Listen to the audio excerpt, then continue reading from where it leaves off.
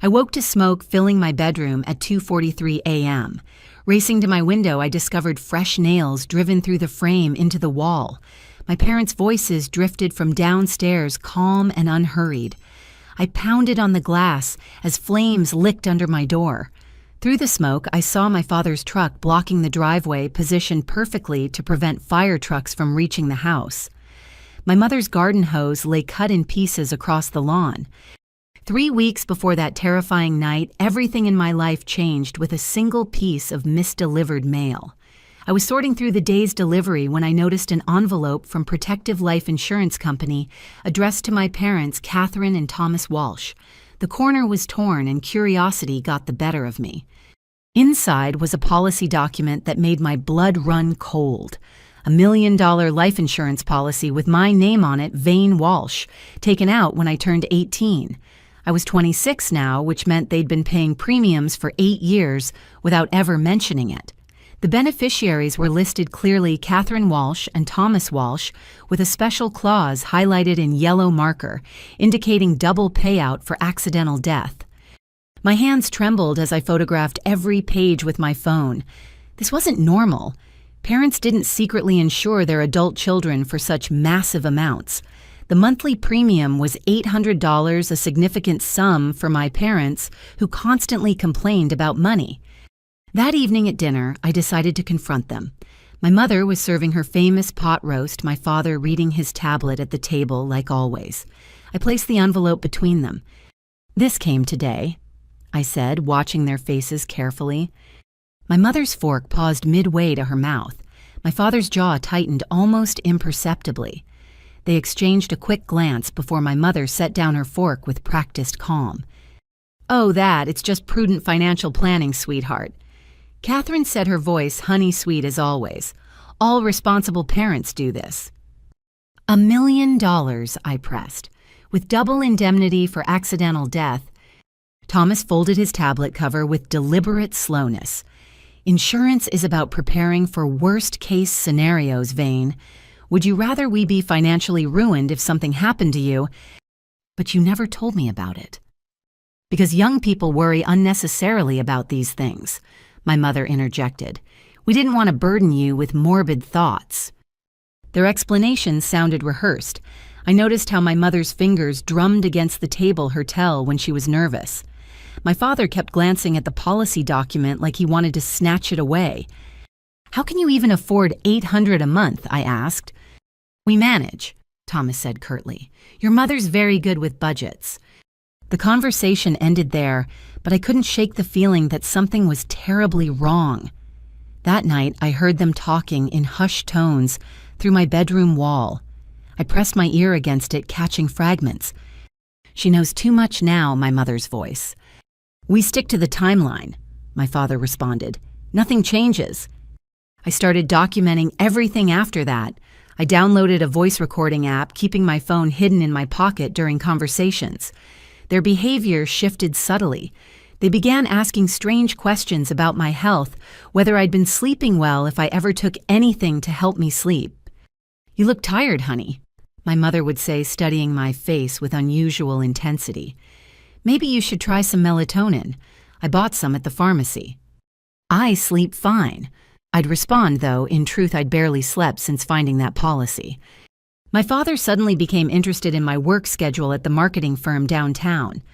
"What time do you usually leave the office? Do you ever work late? Does anyone walk with you to your car?" One morning, I found them in my room installing new smoke detectors. My mother held a ladder while my father worked on the ceiling. The old ones were recalled. Catherine explained when I demanded to know what they were doing. "Faulty sensors. We want you to be safe." But I noticed the old detectors looked perfectly functional in the trash. The new ones had a small red light that blinked every few seconds. When I researched the model number online, I couldn't find any record of it existing. My paranoia grew with each passing day.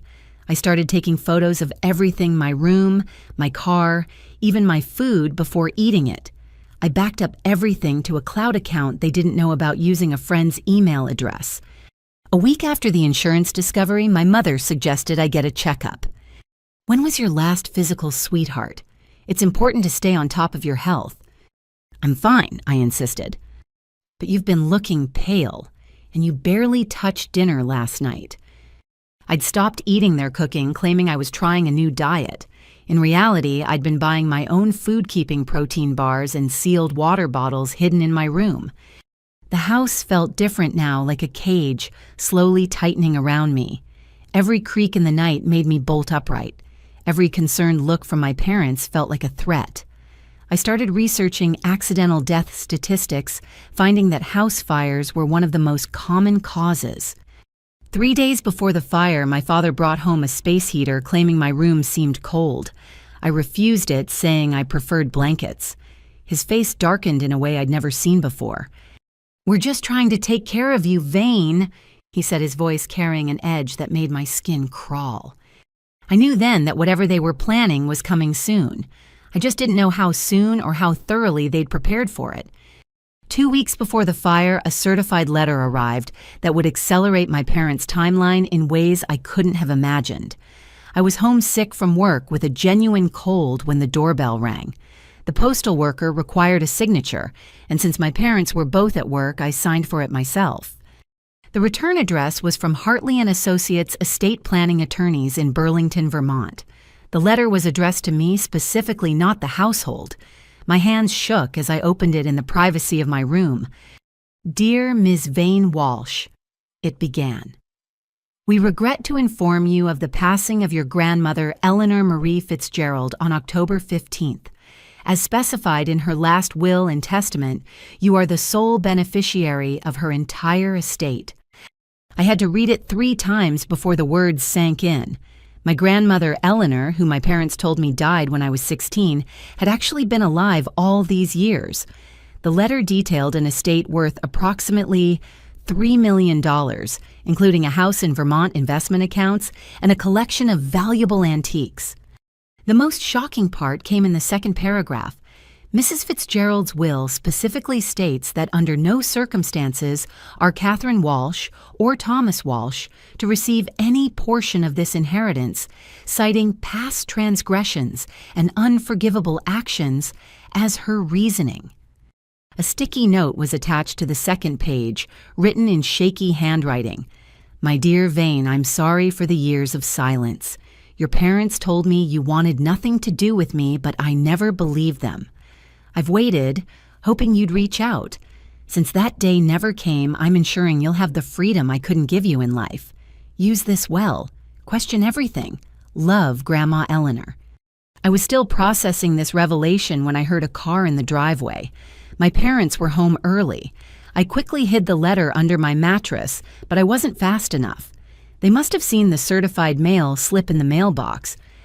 "Vane," my mother called up the stairs. "Did something come for you today?" I tried to sound casual as I came down. "Just some work stuff." My father stood by the door, still in his construction company uniform. The mail carrier said it required a signature. Must be important work stuff. "It's a contract revision." I lied. "Nothing interesting." My mother's eyes narrowed. "Can we see it? We might be able to help review it." "I already handled it," I said, moving toward the kitchen. "I'm making tea. Want some—" That's when my mother grabbed my arm, her manicured nails digging in. "Don't lie to us, Vane. We know it was from lawyers. What are you hiding?" "Let go," I said, trying to pull away. "Not until you tell us the truth." Her grip tightened. "Catherine," my father warned, but she ignored him. "What did those lawyers want? Are you in trouble? Are you suing someone? Are you being sued?" "It's none of your business," I snapped, finally yanking my arm free. The slap came so fast I didn't see it. My mother's palm connected with my cheek with a crack that echoed through the hallway. We all stood frozen for a moment, the first time she'd ever hit me. "How dare you?" she hissed. "After everything we've done for you." I held my stinging cheek, backing toward the stairs. "What you've done for me? Like taking out $1 million life insurance policy without telling me—" My father stepped between us. "Everyone calm down. Vane, go to your room. Catherine, kitchen, now." I ran upstairs, locking my door behind me. Through the floorboards, I could hear them arguing, voices raised in a way they rarely were. "The timeline has to change," my mother said. if she's inherited money, if she's in contact with lawyers. We don't know what it is yet, my father countered. You think it's coincidence certified mail from attorneys right now? Lower your voice. She's going to leave Thomas, and if she leaves, we lose everything. 8 years of premiums, all that planning. Then we move faster. How much faster? Days, not weeks. My blood turned to ice. I pressed my phone against the floor, recording everything. Their voices dropped to whispers, but I caught fragments. Make it look natural. The space heater. Check the windows. Garage placement. That night, I couldn't sleep. I pulled out the letter again, studying every word. $3 million. Freedom. But also a target on my back now. I needed to learn more about why Grandma Eleanor cut my parents out of her will, what these past transgressions were. I searched online for her obituary, finding it in a Vermont newspaper. It mentioned she died peacefully in a nursing home, survived by one granddaughter. No mention of my parents at all. The photo showed a woman with kind eyes and silver hair holding a cat. I had no memories of her past age 6. The next morning, my parents acted like nothing had happened. My mother made pancakes, all smiles, though the bruise on my cheek told a different story. I'm sorry about yesterday, she said, not meeting my eyes. I just worry about you. What really happened to Grandma Eleanor? I asked suddenly. Both my parents froze. What brought that up? My father asked carefully. I've been thinking about family lately. You said she died when I was 16, but I don't remember a funeral. It was a small service, my mother said. You were going through a difficult time. We thought it best not to upset you further. What difficult time? They exchanged glances. Your depression, my mother said. Don't you remember after that boy broke up with you? I had no memory of any serious boyfriend at 16, certainly none that would cause depression severe enough to miss my grandmother's funeral. But I nodded, filing away another lie. Over the next few days, I searched the house when they were at work looking for any information about my past. In a filing cabinet in the basement, I found a folder marked Legal Documents. My hands trembled as I opened it. Inside was my birth certificate, but it wasn't what I expected. The parents listed weren't Catherine and Thomas Walsh. The names were Jennifer and Michael Crawford, and under cause of death for both house fire. I was adopted. My entire life was built on lies. The documents showed my parents received a payment of $50,000 from the state after adopting me, some kind of settlement related to my birth parents' deaths. They'd taken me in when I was 2 years old. Suddenly, so many things made sense. Why I looked nothing like them, why we had no extended family, why they seemed to know so little about my early childhood when I asked questions. I photographed everything, my mind reeling. My real parents died in a house fire. Now my adoptive parents were planning another one. The coincidence was too horrible to be chance. That evening at dinner, I watched them with new eyes. These weren't my parents. They were strangers who'd been paid to take me in, who'd insured me like property, who were now planning to cash in their investment. Eat your soup, dear, my mother urged. It's getting cold. I pushed it away. I'm not hungry. You need to keep your strength up, she insisted. You're looking thin. My father watched me over his glasses. Is something troubling you, Vane? Yes, I wanted to scream. You're planning to kill me like my real parents died in a fire for money. Instead, I stood. I'm going to bed early. As I climbed the stairs, I heard my mother whisper, "She knows something." "Then we do it tomorrow night," my father replied. But tomorrow night never came. Because that night, everything accelerated beyond even their careful planning. The morning after discovering I was adopted, I called in sick to work again. My supervisor was getting frustrated, but I needed answers before it was too late. I drove to the one person who'd known me longest besides my parents, Dr. Sarah Martinez, my pediatrician from childhood through high school. Her clinic was in the older part of town, a small brick building with a faded mural of cartoon animals on the side. The receptionist recognized me immediately. "Vane Walsh. It's been years. Are you feeling all right?" "I need to see Dr. Martinez," I said. "It's urgent." She's with a patient, but I can squeeze you in after. I waited in the familiar waiting room surrounded by the same toys and books from my childhood. 20 minutes later, Dr. Martinez emerged, her silver-streaked hair pulled back in the same bun she'd worn for decades. Vain. Her face showed surprise, then something else. Relief. Come with me. She led me not to an exam room, but to her private office, closing and locking the door behind us. The walls were covered with children's drawings and thank you cards from decades of patients. "I've been waiting for you to come," she said, settling behind her desk. "Part of me hoped you never would, that I was wrong. But another part—" "Sit down, please." "You've been waiting for me." She pulled out a key from around her neck and unlocked a filing cabinet. "I need to show you something, but first tell me why you're here." "I think my parents are planning to hurt me." I said the words tumbling out. "They have a life insurance policy, and I found out I'm adopted and my real parents died in a fire." Dr. Martinez held up her hand. "Your real parents' death wasn't an accident." The room spun. "What?" She pulled out a thick file with my name on it, plus a small external hard drive. "I've been documenting everything since you were 3 years old when your parents first brought you to me. Look." She opened the file, revealing medical records photos and detailed notes. The first photo showed a small girl with bruises on her arms in the distinctive pattern of adult finger marks. "You were 3, she said softly. "Your mother said you fell off a swing, but those are grip marks, Vane. Someone held you hard enough to bruise." She flipped through more records. A burn on my shoulder at age 4, allegedly from touching a hot stove I couldn't have reached. A fracture in my wrist at 5 from falling downstairs when our house only had 1 story. Poisoning symptoms at age 6 from accidentally eating berries in a yard that had no berry bushes. "I started documenting everything," Dr. Martinez continued, "taking extra photos, keeping detailed notes. Your injuries were always just below the threshold that would trigger automatic investigation, and they always had plausible explanations." "Why didn't you report it?" Her face darkened. "I did. 3 times. Your mother worked for Child Protective Services.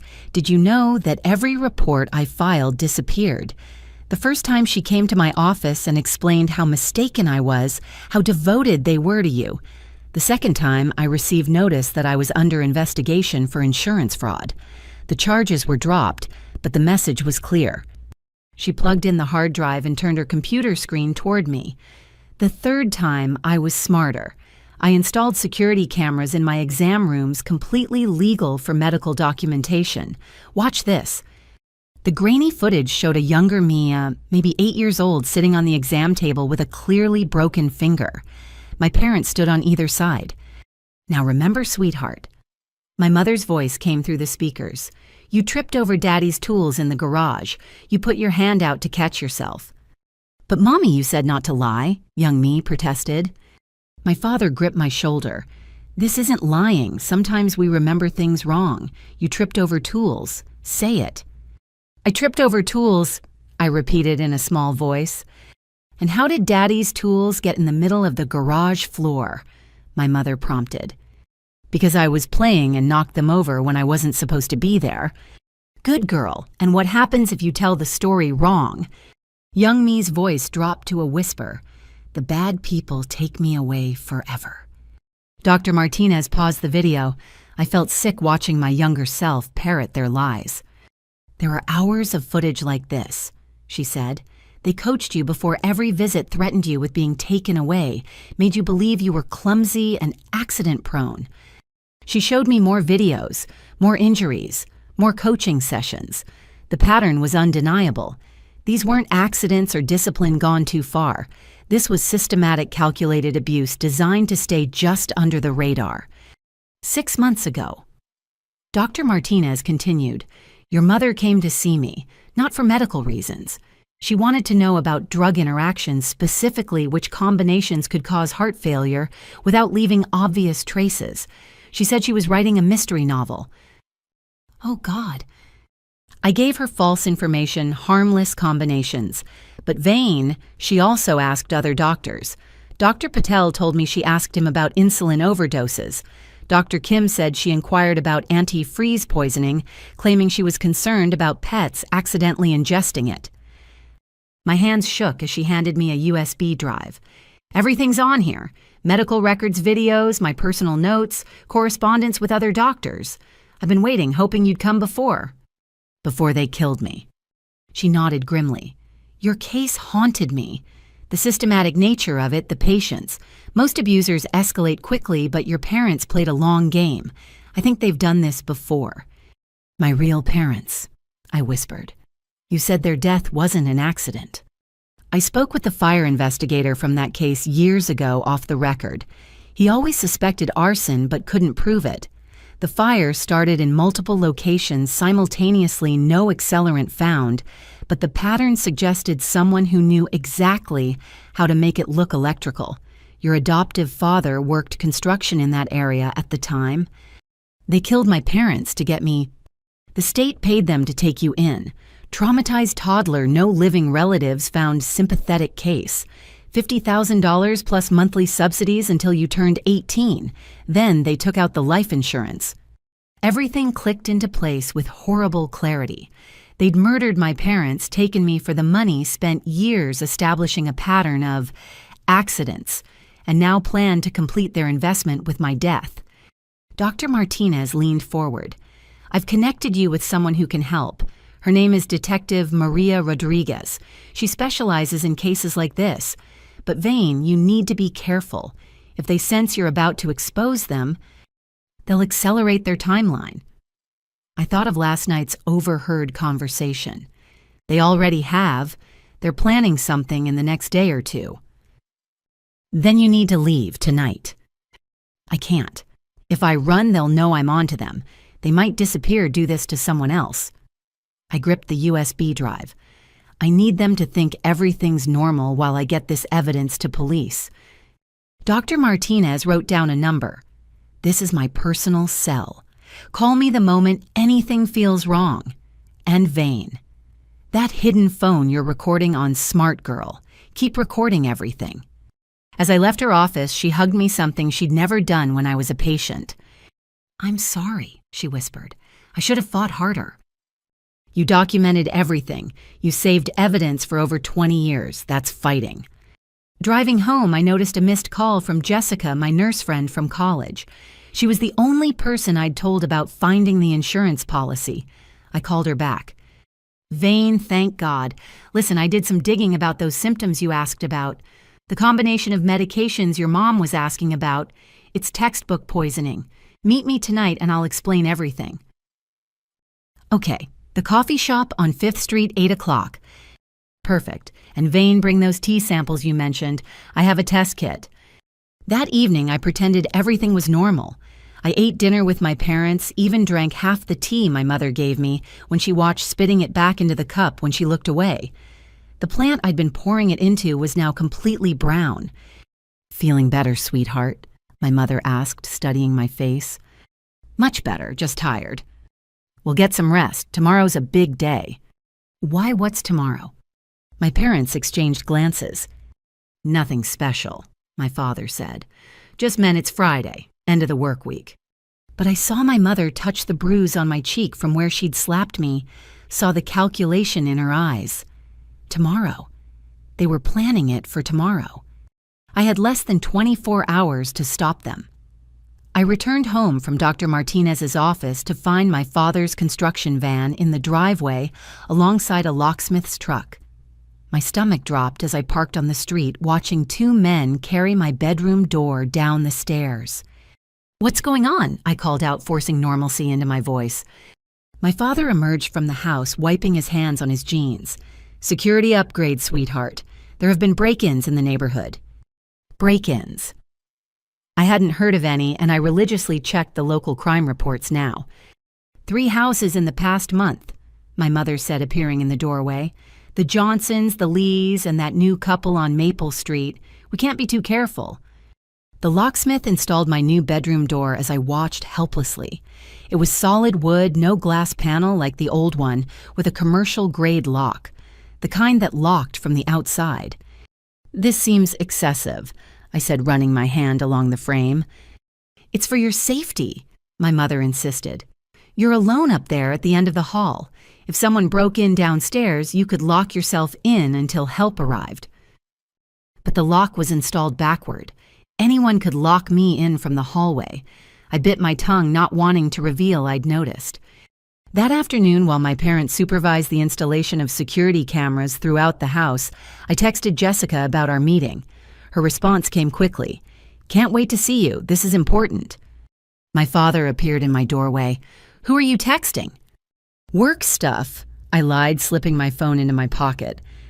"You've been missing a lot of work lately." His eyes narrowed. "Everything okay there?" "Just using up sick days before year end." He nodded slowly, but I caught him glancing at the new camera being mounted in the hallway, positioned to see directly into my room when the door was open.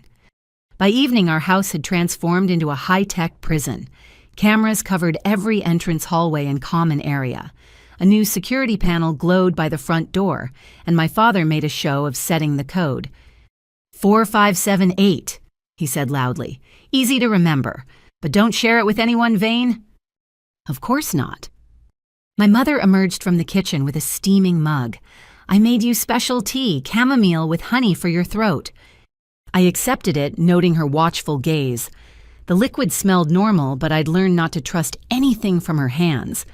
"Thanks. I'll drink it upstairs while I get ready." "Ready for what?" "Meeting Jessica for coffee. Remember I told you yesterday?" My parents shared a look I didn't like. "Oh, honey, I don't think that's a good idea," my mother said. "You're still recovering from your cold." "I feel fine. Still, with everything happening in the neighborhood, we'd prefer you stay home after dark.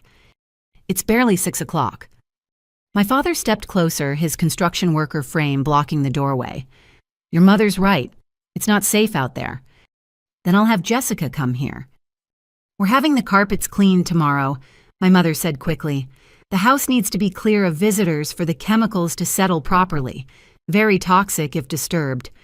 Carpet cleaning. Another lie.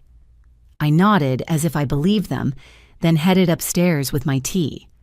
In my room, I poured it into the dying plant and grabbed my purse, checking that my car keys were still there. They weren't. I searched everywhere, my desk, my coat pockets, my gym bag. Gone. Racing to my window, I peered out at my car parked on the street.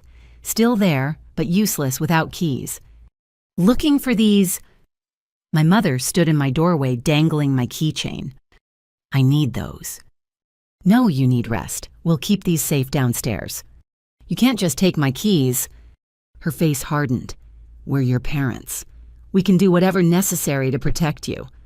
She left, and I heard the new lock click from the outside. Trapped. I grabbed my hidden phone, texting Jessica. "Can't make it. Please come by tomorrow morning. It's urgent." Her response worried me. "Are you okay? This sounds serious." "Just come by around 10 a.m., please." I tried my bedroom door, locked solid. The window still opened, but we were on the second floor with a straight drop to concrete. Even if I could climb down, they'd see me on the cameras. Testing possibilities. I tried the bathroom door connected to my room. It opened to the hallway, but when I stepped out, my father appeared immediately. "Need something?" "Just getting water." "Your mother brought you tea." I finished it, still thirsty. He followed me to the kitchen, watching as I filled a glass. The house felt different now, charged with tension. Every exit had a camera. The security panel showed all doors and windows armed. "Back to bed now," he said, escorting me upstairs. This time, I heard him lock both my bedroom door and the bathroom door from the hallway. Full lockdown. I spent hours testing every possibility. The windows opened, but not wide enough to fit through. The heating vents were too small. The attic access in my closet had been sealed years ago. My main phone had no signal, probably jammed, but my hidden phone still worked on cellular data. Around midnight, I heard footsteps and muffled voices. Peeking under my door, I saw shadows moving. The sound of power tools echoed from downstairs. What were they doing now? I recorded everything on my hidden phone, whispering observations. December 14th, 12:17 a.m. Construction sounds from first floor. Parents active despite late hour. Cannot determine specific activity. The sounds continued for 2 hours, hammering, drilling, occasional curses from my father. Finally, silence fell. At 3 a.m., I woke to test my door again, still locked, but now I smelled something odd. Fresh paint, no different. Chemical, like the sealant my father used in construction. Morning came slowly. At 7, my mother unlocked my door, all smiles. "Good morning, sweetheart, sleep well." "Fine." I lied, noting the dark circles under her eyes. She hadn't slept either. "Breakfast is ready. French toast your favorite." I followed her downstairs, freezing at what I saw. Bars now covered every ground floor window, painted white to match the trim, but unmistakably prison-like. The back door had a new deadbolt requiring a key from both sides. "The break-ins really worried us," my mother explained, following my gaze. "Better safe than sorry." "This is insane. We live in a safe neighborhood." Not anymore, apparently. She guided me to the kitchen table where my father sat reading his tablet. "Morning, princess," he said without looking up. "Eat hearty. Big day today." "What's today?" "Friday," he said simply, but his knuckles were white as he gripped the tablet. I forced down a few bites of French toast, mind racing. Jessica would come at 10. I just had to survive until then. "I need to call work," I said. "Let them know I'll be back Monday." "Already handled," my mother chirped. "I called yesterday. Told them you had a family emergency and needed another week." "You called my work." "Of course, honey. You were so sick, barely coherent. They understood completely." Another lie. Another trap closing. My supervisor would be furious, might even fire me, but that seemed trivial now. I should check my email at least. "Internet's down," my father said. "Cable company can't come until next week." I pulled out my main phone, confirming no Wi-Fi. The cellular showed no bars. They'd installed a jammer. Only my hidden phone worked and its battery was dying. "This is kidnapping," I said quietly. Both parents looked up sharply. "What a horrible thing to say," my mother gasped. "We're protecting you." By locking me in my room, taking my keys, cutting off communication. My father stood slowly. "You're being dramatic, Vane. Classic signs of the illness Dr. Martinez mentioned at your last visit." "What illness? I haven't seen her in years." "Yesterday, sweetheart. You went yesterday. Don't you remember she's very concerned about your paranoid delusions?" Gaslighting. They were rewriting reality, probably had some forged documents ready. I shut my mouth, realizing anything I said would be twisted. "May I go back to my room?" "Of course," my mother cooed. "Rest is the best medicine." This time they didn't lock the door immediately. I heard them in the hallway whispering urgently. Phrases drifted through: "tonight," an accelerant in place, an alibi confirmed. Tonight. Whatever they planned would happen tonight. I plugged in my hidden phone with my last charging cable, praying it would last long enough. 9:45 a.m. Jessica would arrive in 15 minutes. At exactly 10, the doorbell rang. I rushed to my window, seeing Jessica's blue Honda in the driveway. Relief flooded through me. Help had arrived. But my parents didn't answer the door. The bell rang again and again. I heard Jessica calling out, "Vane, Mrs. Walsh, anyone home?" Still nothing. My parents were probably on camera, visible inside, ignoring her, making it seem like no one was home. I grabbed a lipstick and wrote on my window, "Help, call 911." Jessica looked up, seeing me. Her eyes widened. She pulled out her phone and I saw her dialing. That's when my father emerged from the side of the house. I couldn't hear the conversation, but his body language was casual, friendly. He pointed at the house, shrugged, gestured to his truck. Jessica nodded, looking confused but reassured. No, I pounded on the window, but the new impact-resistant glass barely made a sound. Jessica got back in her car. My father waved as she drove away. Then he looked up at my window and smiled. 5 minutes later, my door clicked locked from the outside. They'd isolated me completely. No work, no friends, no communication, no escape. The house fell silent except for occasional footsteps and the hum of cameras recording everything. I sat on my bed, hidden phone in hand, documenting every detail for whoever might find it later. If anyone found it? As afternoon shadows grew long, I heard my father's truck start. Through my window, I watched him reposition it at the end of the driveway, blocking any vehicle from entering. My mother's car pulled behind his. Perfect positioning to prevent fire trucks from reaching the house. I checked my hidden phone. 3% battery. One last recording whispering everything I knew, all the evidence, the truth about who Catherine and Thomas Walsh really were. If you're watching this, I said to the camera, it means they succeeded, but please don't let them get away with it. Don't let them do this to another child. Their names are...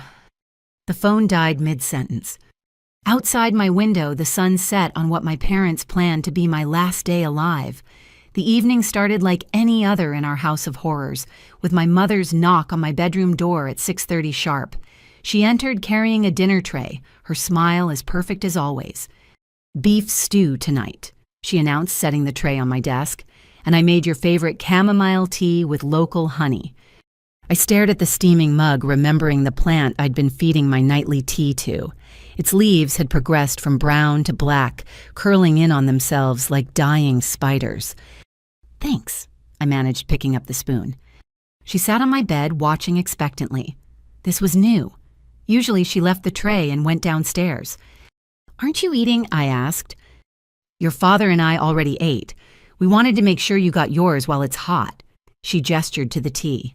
"Start with that. It'll soothe your throat." The mug felt heavy in my hands. The honey couldn't quite mask a chemical undertone like the aftertaste of cough syrup. I raised it to my lips, pretending to sip while keeping them sealed.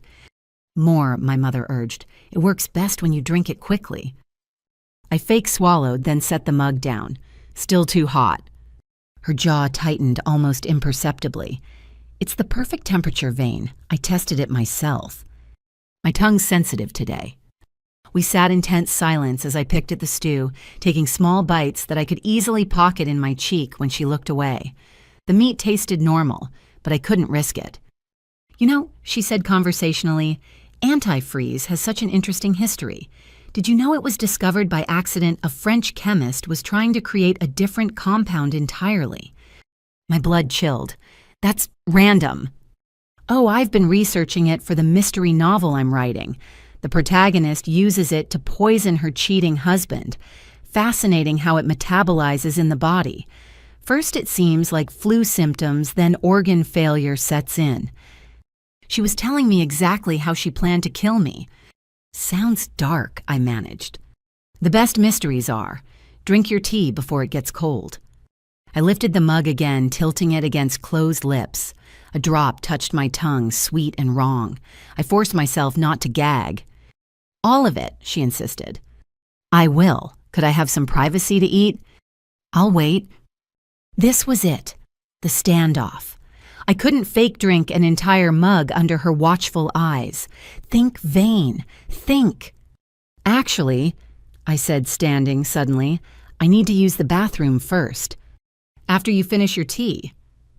"Mom, I really need to go, unless you want me to have an accident." She sighed but stood. 5 minutes. Then you're finishing everything on that tray." The moment she left, I grabbed the mug and ran to my bathroom. Half went down the toilet, the rest I poured into an empty shampoo bottle I'd been saving for exactly this purpose. Evidence.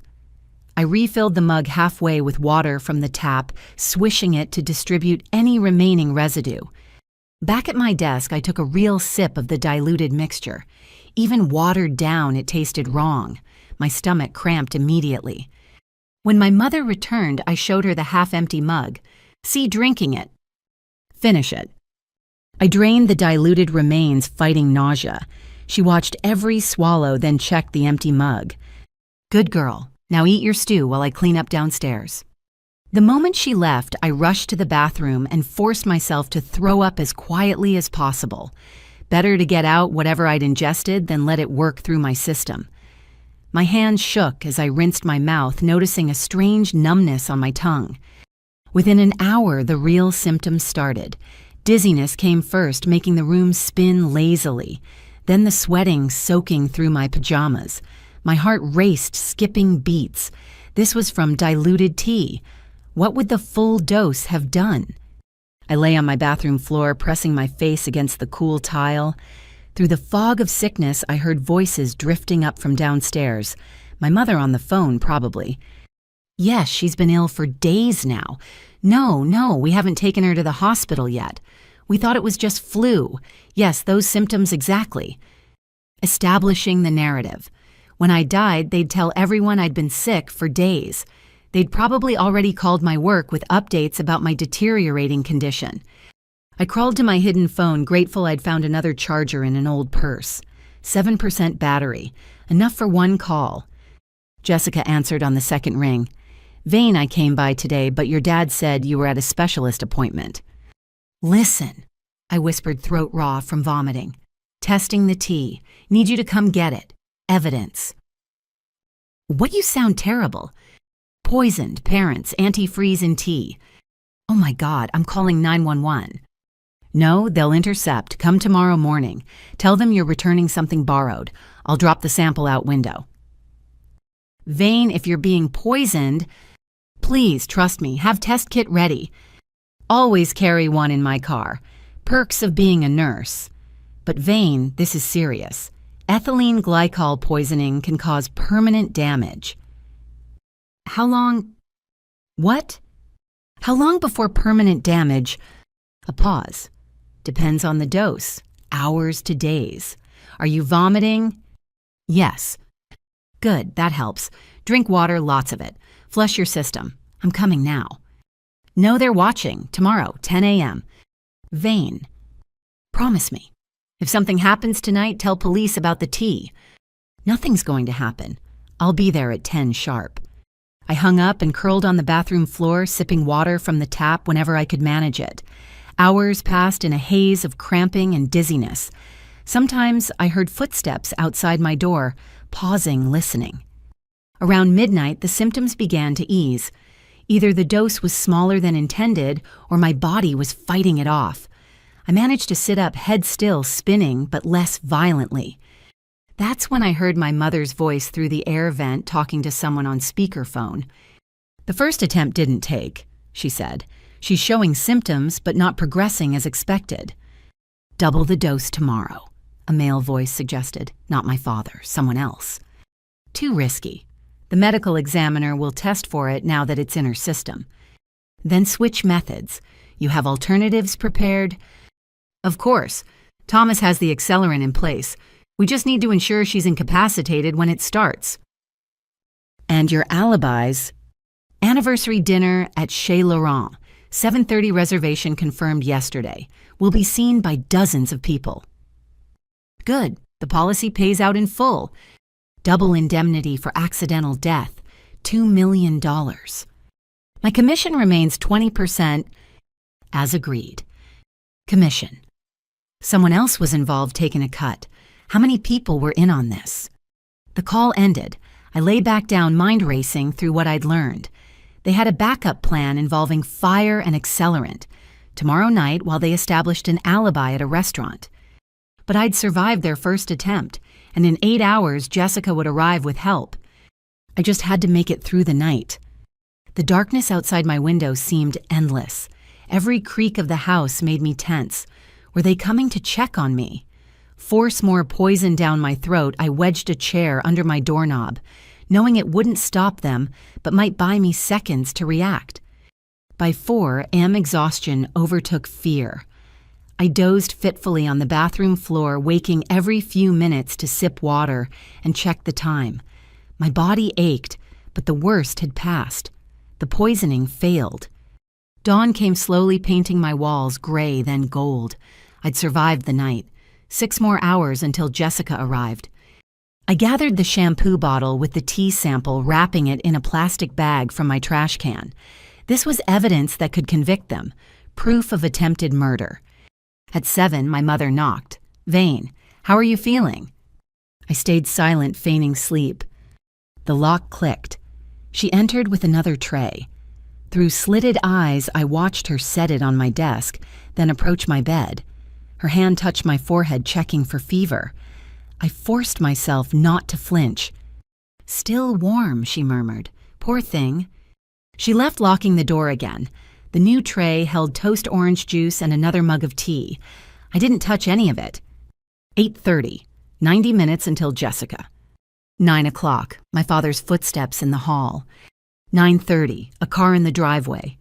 No, too early. I rushed to the window. A white van with Stanley's carpet cleaning on the side. My mother hadn't lied about that appointment, but carpet cleaning meant chemicals, fumes. Another method.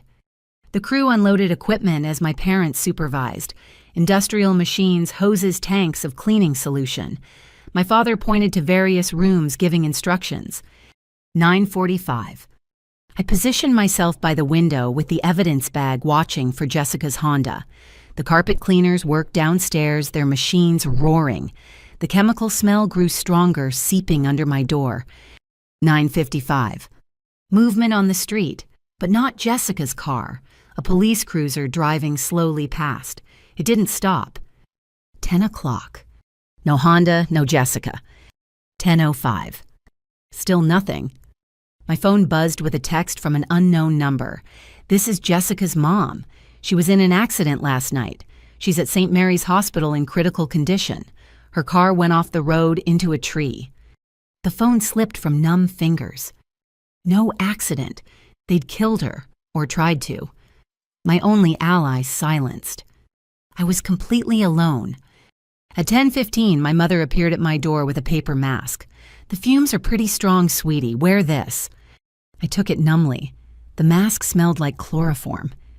Actually, I said, thinking fast, I'm feeling sick again. I might throw up. Oh dear. Well, keep the mask handy. The crew will be done by noon. She left me holding the poisoned mask, another murder attempt disguised as concern. How many ways had they prepared to kill me? I had to get out, today, before their 7:30 alibi dinner and whatever horror they'd planned for tonight. But how do you escape a locked room in a house full of cameras when your parents hold all the keys? The answer came from an unexpected source. As I watched the carpet cleaners work, I noticed one young man repeatedly glancing up at my window. When our eyes met, he didn't look away. Instead, he mouthed a single word, police. The young carpet cleaner's mouthed word gave me hope, but I couldn't count on help arriving in time. As the evening progressed, my parents' behavior shifted from casual surveillance to final preparations. At 4 p.m., my mother brought dinner earlier than usual. Soup and crackers, nothing I could pocket or pour away easily. She sat in my desk chair, settling in for the long haul. You need to eat, Vane. Keep your strength up. I'm not hungry. I'm not leaving until you finish everything. The soup smelled normal, but I'd learned not to trust my senses. I took a small spoonful, letting it cool on my tongue before swallowing. No chemical taste, but that meant nothing. Some poisons were odorless, tasteless. All of it, she encouraged. I ate slowly, mechanically, watching her face for any sign of satisfaction. She seemed relaxed, checking her phone occasionally. Too relaxed. If she'd poisoned this meal, she'd be watching more intently. Unless she no longer needed me dead by poison. Unless tonight's plan made the method irrelevant. Mom, I said suddenly, why did you really adopt me? Her fingers stilled on her phone. What kind of question is that? I've been thinking about family lately, about belonging. I realize I don't know the story. You were a beautiful baby who needed a home. We wanted a child. Simple as that. But why me specifically? There must have been other children available. She set down her phone, giving me her full attention. You were special, Vane. The moment I saw your picture in the file, I knew you belonged with us. What file? The adoption agency's catalog. They had photos of all the children needing placement. Another lie. I'd researched enough to know adoption agencies didn't work like pet stores with catalogs, but I nodded as if I believed her. Tell me about that day, when you brought me home. Something flickered in her eyes. Nostalgia or calculation. It was raining, she began. October 23rd, 24 years ago. You were so small, barely 2 years old. You didn't cry when we took you from the foster home. Just stared at everything with those big eyes, taking it all in. Real details, either truth or a well-rehearsed story. The foster mother warned us you might have nightmares about the fire, but you never did. It was like you'd forgotten everything that came before us. What was her name, the foster mother? My mother hesitated. Mrs. Chen. Linda Chen. Chen. One of the names on their forbidden list, I realized. Don't use Chen for any character in the story I remembered from their rules, because it was real, connected to their crimes. Is she still alive? I wouldn't know. We lost touch after the adoption was finalized. My mother stood abruptly. Finish your soup. Your father and I are going out tonight. Where? Anniversary dinner. 27 years married today.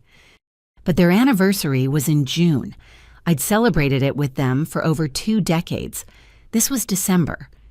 I thought your anniversary was... That's our wedding anniversary. Tonight is the anniversary of our first date. She smiled, but it didn't reach her eyes. We're sentimental like that. After she left, I did the math. 27 years ago would make their first date happen when they were supposedly in different states, according to the background information I'd found. Another lie, or maybe the only truth she'd told. The anniversary of their partnership in crime. By 6 p.m., I heard them getting ready. Dresser drawers, opening, shower, running the sounds of a normal couple preparing for a nice dinner, except for the smell of gasoline wafting up from the garage below my room. I pressed my ear to the floor, hearing my father's voice. The accelerants distributed throughout the garage rafters.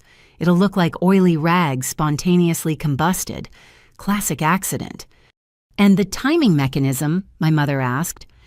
Set for 8:45. We'll be halfway through dessert with perfect alibis. The smoke detectors. Disabled in this wing. The ones downstairs will trigger eventually, but too late for anyone up here. They were discussing my murder like dinner plans. Casual, organized, practiced. A knock interrupted my eavesdropping. My father stood in the doorway wearing his best suit cologne, heavy in the air. Just wanted to say goodnight, Princess. Your mother and I will be back late. Have fun, I managed. He studied me for a long moment. You know, Vane, despite everything, I want you to know that in my way, I did care about you. Past tense. He was already speaking about me in past tense. Thanks, Dad. He nodded and turned to leave, then paused. Oh, I almost forgot. He pulled out a small hammer from his jacket, hefting it thoughtfully. Been meaning to fix that loose board in your window frame. Mind if I take a quick look? My heart stopped. This was it. He was going to nail my windows shut right in front of me. It's not loose, I said quickly. Better safe than sorry. He approached my window with the hammer and a handful of 3-inch nails from his pocket. I watched frozen as he examined the frame with professional interest. See these gaps. He pointed to spaces I couldn't see. Cold air gets in. Wastes heating money. He positioned the first nail at the top corner where the window met the frame. 3 sharp hits with the hammer and it was embedded deep into the wood. The window wouldn't budge now. Dad, what are you doing? Winterizing. Should have done this months ago. He worked methodically, driving nails every 6 inches along the frame. Each strike felt like another bar in my cage. I counted 16 nails total, turning my only potential exit into a permanent fixture. There. He stepped back, admiring his work. Much better. You'll sleep warmer tonight. Through the glass, I could see evening falling. In less than 2 hours, the timer in the garage would trigger. Fire would climb through the walls while I pounded uselessly on windows that wouldn't open, doors that wouldn't unlock. Your mother's calling. Enjoy your evening, Vane. He left with the hammer, pulling my door shut. The lock clicked with finality. 7 p.m., 1 hour and 45 minutes until ignition. I ran my fingers along the nail heads, testing each one. Driven deep, angled to prevent removal. Even if I had tools, which I didn't, extracting 16 nails would take too long. Through my window, I watched my parents' cars pull away. My mother's sedan first, then my father's truck, maintaining the illusion they'd left separately for some reason. The house fell silent except for the ticking of my alarm clock. 7:15. I tried my main phone again, still no signal. The hidden phone showed 3% battery despite charging. They must have installed a power suppressor too slowly draining electronics. 7:30. They'd be arriving at the restaurant now, making a show of checking in with the hostess, being seated at a visible table ordering wine, establishing their presence while their house prepared to burn. I opened my window as far as the nails allowed, about 4 inches. Not enough to squeeze through, but maybe enough to be heard. I began recording on my dying phone. My name is Vane Walsh. It's December 14th, approximately 7:35 p.m. My adoptive parents, Catherine and Thomas Walsh, have imprisoned me in my bedroom and plan to kill me tonight in a house fire. I detailed everything. The insurance policy, the poisoning attempts, Jessica's suspicious accident, the nails in my window frame. I gave names, dates, evidence, locations. If my body was found with the phone, at least the truth would be known. 7:45. 1 hour until ignition. I smelled gasoline stronger now, seeping up through the floorboards. My father had done something to concentrate it below my room. 8 p.m. 45 minutes. I dragged my mattress into the bathroom, thinking maybe the extra barrier would buy time. Soaked every towel I could find, stuffing them under doors. Filled the bathtub with cold water. 8:15. I heard something outside. Footsteps on gravel. My heart leaped. Someone was here. I rushed to the window, ready to scream for help. A figure stood in our backyard, barely visible in the darkness. As my eyes adjusted, details emerged. The carpet cleaner from this morning, the young man who'd mouthed, "Police." He looked up at my window and held something to his ear. A phone. He was calling someone. "Help!" I screamed through the gap. "They're going to burn the house. Call 911. He gave a thumbs up and continued talking urgently into his phone. Help was coming. Maybe in time, maybe not, but someone knew. 8:30. 15 minutes. The gasoline smell was overwhelming now. I wondered if my parents had underestimated. Would the fumes alone knock me unconscious before the fire even started? 8:35. 10 minutes. I climbed into the bathtub, fully clothed, clutching my phone in a plastic bag. The porcelain was shocking cold against my skin. If fire reached the bathroom, maybe the water would give me extra seconds. 8:40. 5 minutes. Through the bathroom door, I could hear something mechanical clicking in the walls, the timing mechanism activating, preparing to spark. 8:43. 2 minutes. I started recording again, speaking directly to my parents this time. Catherine and Thomas Walsh, I want you to know I survived your poison. I documented everything. The police have evidence. You won't get away with this. All those children you killed before me will have justice. I promise you that. 8:44. 1 minute. I slipped under the water, holding my breath, phone held above the surface, still recording. 8:45. A soft whoosh from below, then crackling. The timer had triggered. The fire had begun. The whoosh from the garage was followed by an explosion of heat that shook the house. I burst from the water, gasping as orange light flickered through the gap under my bathroom door. 2:43 a.m. No, wait, that was wrong. It was only 8:45 p.m. Why was I thinking 2:43? The smoke was already affecting my brain, making time blur. I stumbled from the bathtub water, streaming off my clothes, and pressed my hand against the bedroom door, hot but not burning. The fire was climbing through the walls but hadn't reached my room yet. "Help!" I screamed through the 4-inch gap in my nailed window. "Fire, someone, help me!" The young carpet cleaner was gone from the backyard. Had he really been there? Or was that desperation creating phantoms? Smoke slithered under my door like searching fingers. I shoved wet towels against the gap, but smoke found other ways. Through electrical outlets, ventilation grates, cracks I never knew existed. The overhead light flickered, then died. Only the hellish orange glow from under the door remained. My hidden phone showed 1% battery. I dialed 911 with shaking fingers. 911, what's your emergency? My name is Vane Walsh. I'm trapped in a house fire at 428 Oakwood Drive. My parents nailed my windows shut and locked me in. They're trying to kill me." "Ma'am, slow down. You said someone nailed your windows." "Yes, my parents, Catherine and Thomas Walsh. They have a life insurance policy on me. They started this fire. Please send help." "We're dispatching units now. Can you get to a window?" "The windows are nailed shut. I can't get out. They did this on purpose. They want me to die." Static crackled. Through it, I heard the operator talking to someone else.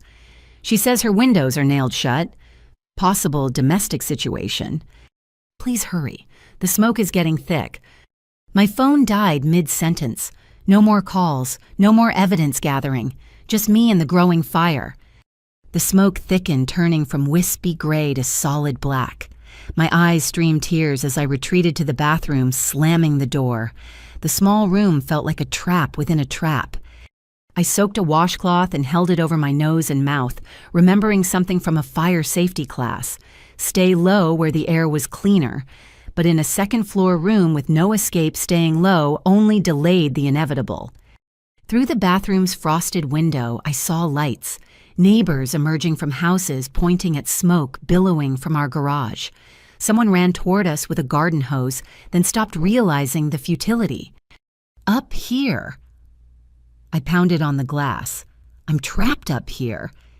Mrs. Patterson from next door looked up, her face orange in the fire's glow.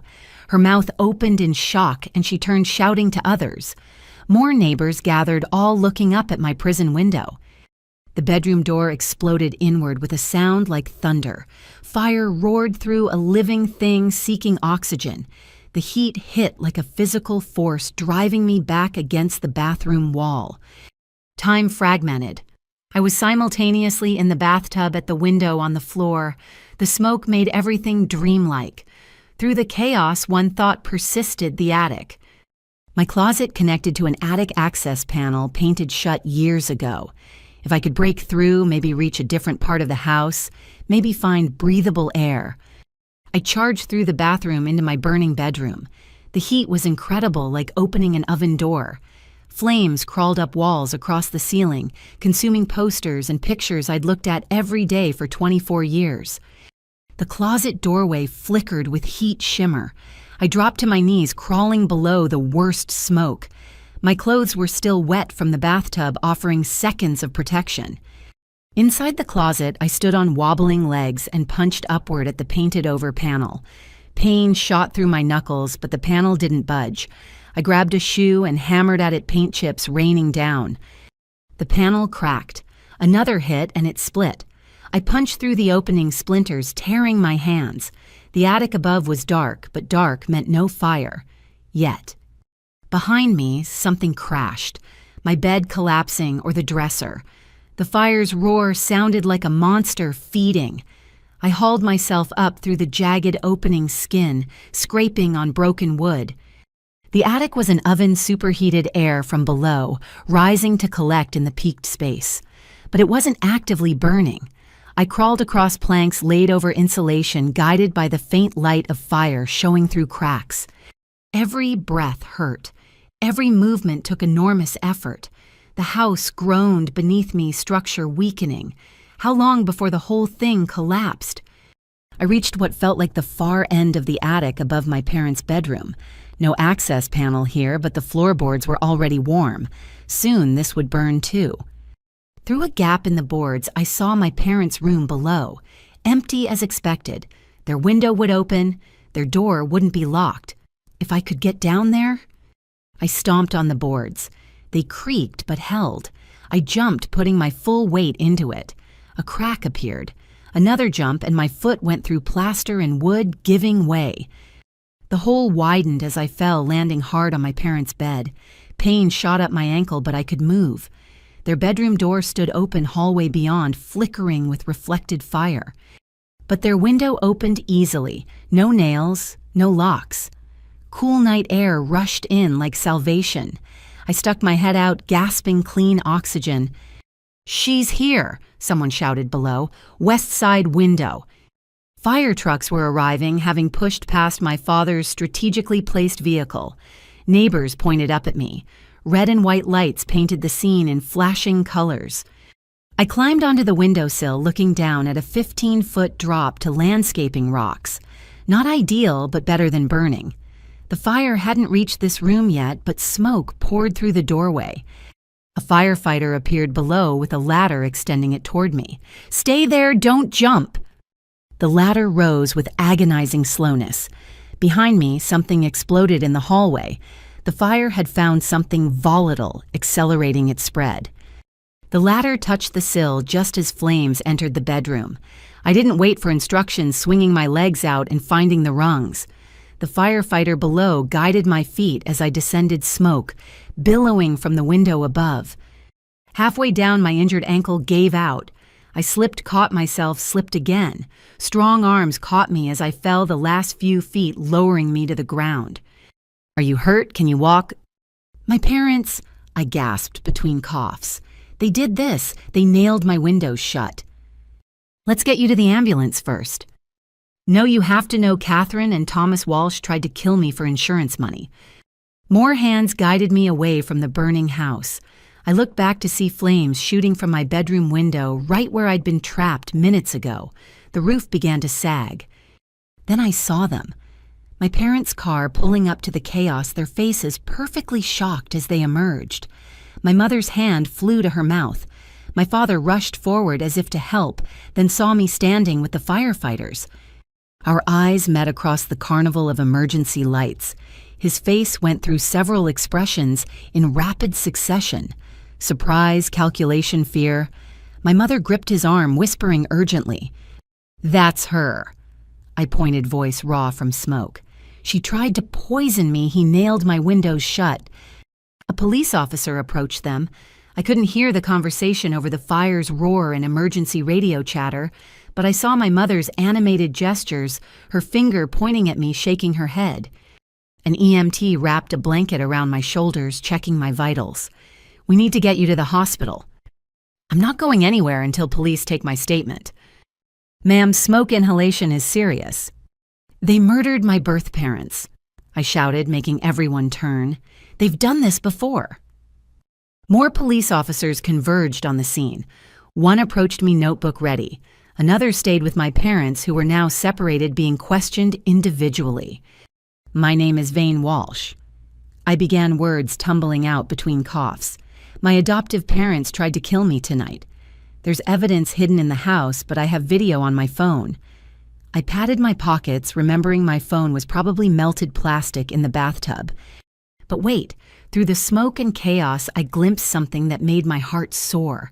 The young carpet cleaner from this morning stood at the crowd's edge, holding up a phone, recording everything. He'd been here. He'd seen it all. And now he was live streaming my parents' arrival, their fake shock, my accusations, everything. The truth was spreading across the internet faster than the fire consuming their carefully constructed lies. I pointed at the young man with the phone, catching a police officer's attention. That man saw everything. He was here before the fire started. The officer followed my gesture, but the carpet cleaner had melted back into the growing crowd. Smart. Keep recording, stay anonymous until the right moment.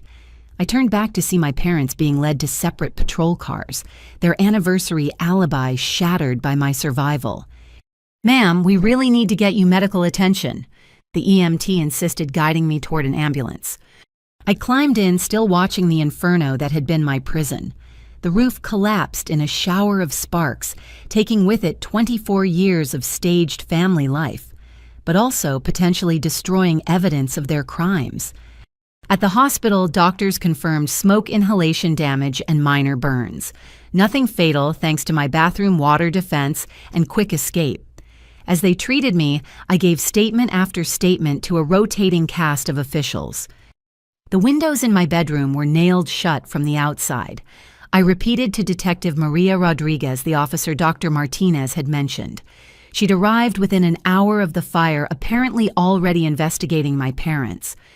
"We found the nails," she confirmed. 16 of them driven through the frame. Fire investigators also detected accelerant patterns in the garage, concentrated beneath your room.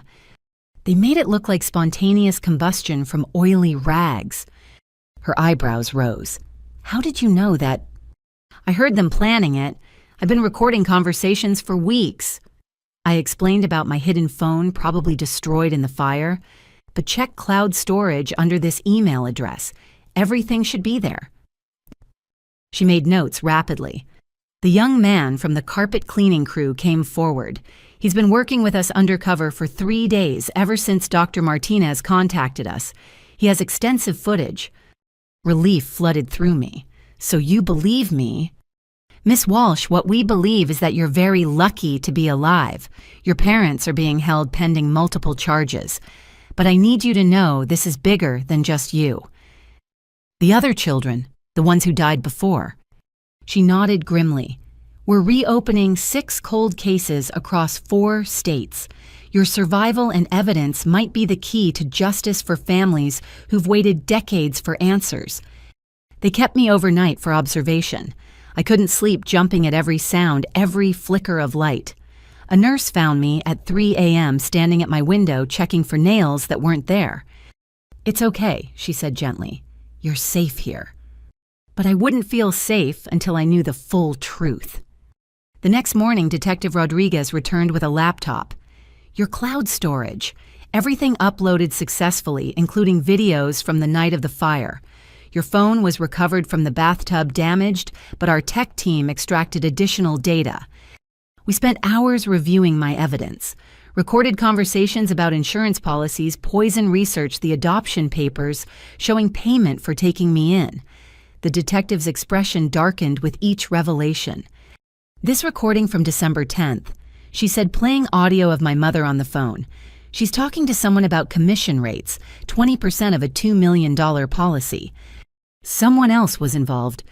We traced the number. Richard Ackerman, insurance broker. He's been facilitating fraudulent policies for your parents and others like them for 15 years. He was arrested this morning. The web of evil spread wider than I'd imagined. How many children had died while this network operated? How many accidents weren't accidents at all? That afternoon, unexpected visitors arrived. An older couple, late 60s, standing nervously at my hospital room door. Vane, the woman said softly. I'm Grace Crawford. I was your father's sister, your real father. I stared at the woman who shared my eyes, my chin. Family I never knew existed. We searched for you for years. She continued, tears streaming. After the fire, you vanished into the system. They told us you'd been adopted by a loving family who wanted privacy. They killed my parents, I said flatly. Your brother and his wife. Then they adopted me for the insurance money. Grace's husband, Robert, supported her as she swayed. We suspected. Michael called me the night before the fire, said he felt like someone was watching the house. But the investigators found no evidence of arson. Thomas Walsh worked construction in your neighborhood then. He knew how to make it look accidental. We talked for hours. They showed me photos of my birth parents, told me stories of the childhood I'd lost. My real name was Sarah Crawford. My parents had been teachers, gentle people who'd wanted a large family. I was to be their first of many children. Instead, I became Catherine and Thomas Walsh's longest con. There's something else, Grace said, pulling out a manila envelope. Your parents left you a trust fund. We've been managing it, hoping someday. It's yours now. Enough to start over, go to college, whatever you need. I held the papers with shaking hands. My birth parents had loved me, planned for my future, never knowing the monsters who would steal me away. That evening, my hospital room filled with more visitors. Mrs. Patterson from next door, who'd called 911 when she saw me at the window. Other neighbors who'd heard my screams, seen my father's truck blocking the driveway, noticed strange behavior over the years, but never connected the dots. I'm so sorry, Mrs. Patterson wept. I should have known, should have done something. They fooled everyone, I assured her. That's what predators do. Dr. Martinez arrived as visiting hours ended, carrying a box of tissues and 2 decades of guilt. I've testified to the grand jury, she said, shown them every piece of evidence I collected. Your parents will never hurt another child. What about Jessica? Have you heard anything? Her face fell. She's stable but still unconscious. Her brake lines were definitely cut. When she wakes up, she'll be another witness against them. If she wakes up, I thought, but didn't say. Detective Rodriguez called that night with updates. Your mother broke. Full confession in exchange for details about the others. She's claiming your father was the mastermind, but evidence suggests equal partnership. How many others? 8 confirmed so far, starting in 1995 with a foster child named Kevin Murray. House fire. They were just 23 years old themselves, barely married a year. They'd been killing children since before I was born. I was supposed to be number 9. Will they get the death penalty? Maine doesn't have capital punishment, but with federal charges for crossing state lines, insurance fraud, and murder for hire with Ackerman's involvement, they'll die in prison. It wasn't enough. Nothing would be enough for the children who never got to grow up, whose last moments were terror and betrayal by those meant to protect them. But it was justice. Finally. I left the hospital 3 days later with nowhere to go. The house was a blackened ruin, everything I owned destroyed. But Grace and Robert opened their home, giving me the family I should have had all along. The first night in their guest room, I checked the windows obsessively. All opened easily. No nails, no locks. Robert found me at 2 a.m. testing the front door. It's not locked, he said gently. You're not a prisoner here. You'll never be locked in again. I broke down then, sobbing for the first time since the fire. 24 years of trauma poured out while my uncle held me, promising over and over that I was safe. But safety was just the beginning. Now came the harder part, learning to live without fear, to trust without suspicion, to believe that not everyone who claimed to love me was planning my death. The firefighters had pulled me from burning wreckage, but I still had to save myself from the ashes of who I'd been forced to become. 2 weeks after the fire, Detective Rodriguez called with news that would change everything. We need you to come to the station. The prosecutor wants you present when we play the 911 recordings for your parents' defense team. I arrived at the police station to find a small crowd gathered outside. Journalists, true crime bloggers, and curious citizens drawn by the story that had captivated national attention. Grace and Robert flanked me as we pushed through the chaos. Vane. How does it feel to know your parents killed 8 children? Will you write a book? Do you blame yourself for not seeing the signs sooner? I kept my head down, following Detective Rodriguez into the building. The questions stung, especially the last one. Of course I blame myself. How had I lived with killers for 24 years and not known? Inside, the prosecutor, Amanda Chen, waited in a conference room equipped with recording equipment. Through a window, I could see another room where my parents sat with their lawyers. They couldn't see me, but I could watch their reactions. Catherine had aged 10 years in 2 weeks. Her perfect suburban mom facade had crumbled, leaving a hollow-eyed stranger. Thomas stared at his cuffed hands, shoulders slumped. Their orange jumpsuits made them look exactly like what they were, common criminals. The 911 calls are crucial evidence, Amanda explained. There are 3 of them. Your initial call reporting the insurance policy concerns your call during the poisoning incident, and the final call during the fire. We also have your neighbor, Mrs. Patterson's call, and the dispatcher's recording of the fire response coordination. She pressed play. My voice filled the room, younger sounding, scared but determined. I need to report that I think my parents are planning to hurt me. They have $1 million life insurance policy on me with double indemnity for accidental death.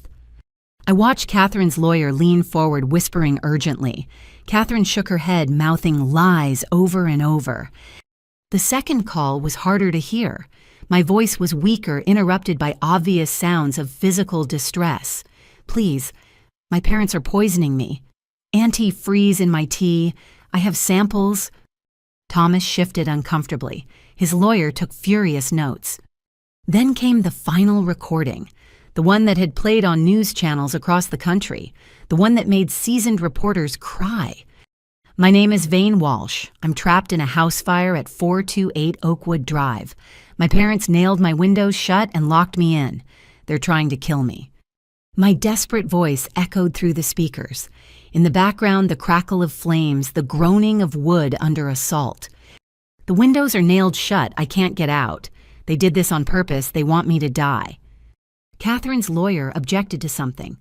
Amanda paused the recording to address it, then continued. But the most damning part came from the dispatcher's side recording, capturing multiple channels. Dispatcher: all units, we have a possible arson homicide in progress at 428 Oakwood. Victim reports being locked in room with windows nailed shut. Parents suspected. Fire captain: dispatch, we're on scene. Heavy smoke showing from second floor. Neighbors report seeing someone at an upstairs window. Officer Miller: dispatch: I'm with two individuals claiming to be the homeowners. They just arrived, say they were at dinner. Seem surprised by the fire. Dispatcher Officer Miller: be advised the victim named them as suspects. Catherine and Thomas Walsh. Proceed with caution. Fire captain: dispatch, we've confirmed windows are nailed shut from outside. This is a crime scene. The recording continued with coordination between units' firefighters reporting finding me, EMTs confirming my condition.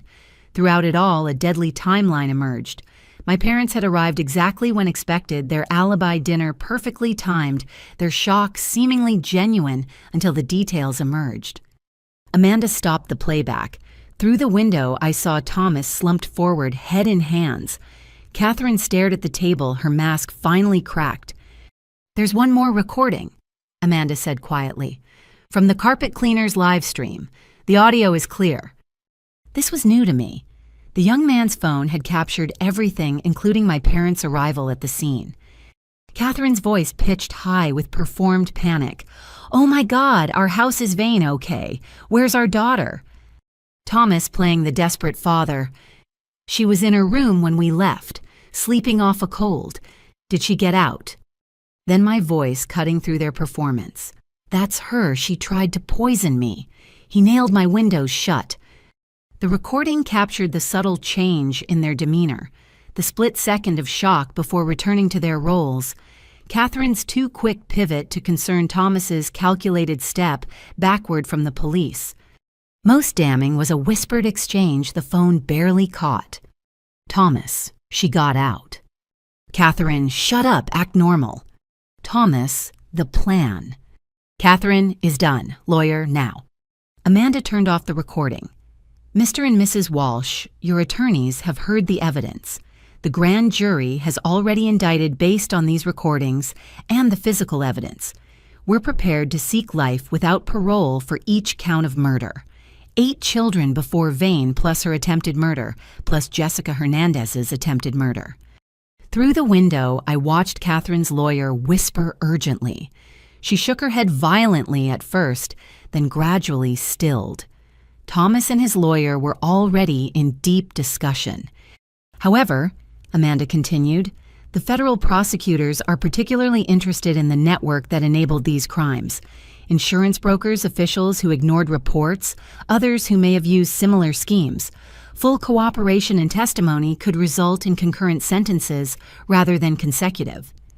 The difference between dying after 1 life sentence or 8. An hour later, Detective Rodriguez emerged with news. Thomas flipped first. Full confession, names, dates, methods. He's giving us everything. And Catherine. Holding out, but her lawyer's working on her. She knows Thomas will bury her if she doesn't cooperate. By evening, both had signed cooperation agreements. The story they told investigators over the following days revealed a horror beyond imagination. They'd met in college, bonding over shared sociopathy disguised as dark humor. Their first victim was Catherine's foster brother when she was 19. They'd made it look like a drowning collected $50,000 in life insurance and realized they'd found their calling. They refined their technique with each child, learning which agencies to work with, how to space out the deaths, which types of accidents raised the least suspicion. Catherine pursued social work specifically to access vulnerable children and manipulate the system. Thomas learned construction to better stage accidents. I was their masterpiece, a long-term investment.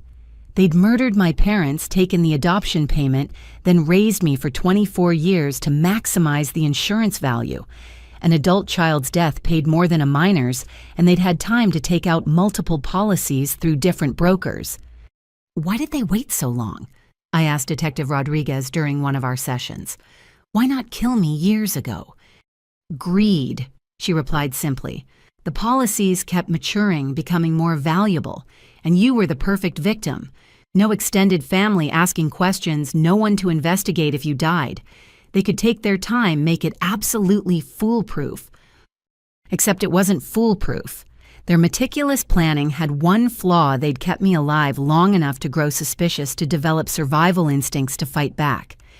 The 911 recordings became evidence not just against my parents, but against the entire system that enabled them.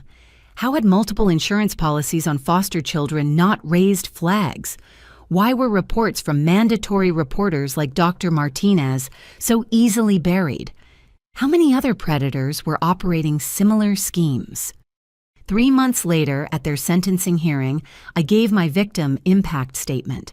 The courtroom was packed with families of their other victims, all of us bound by the horrific lottery of being chosen by the Walshes. You called me ungrateful, I said, looking directly at Catherine. You were right. I am ungrateful. Grateful children don't survive. They trust. They drink the tea. They sleep soundly while fires are set. My ingratitude saved my life.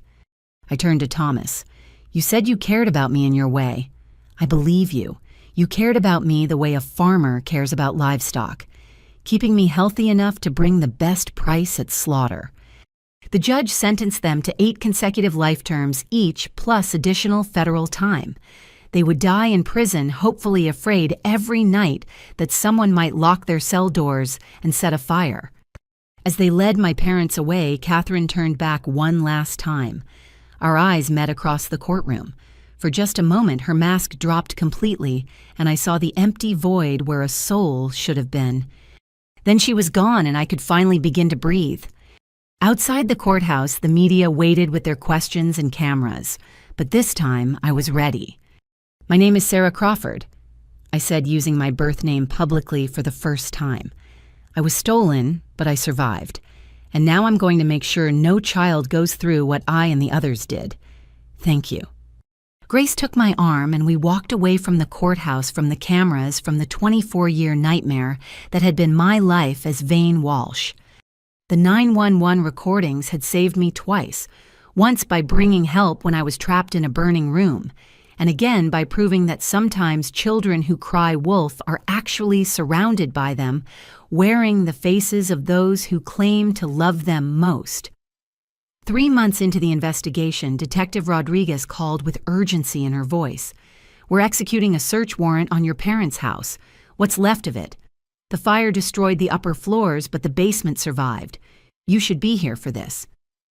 I met her at the blackened skeleton of what had been my prison. The air still smelled of char and chemicals.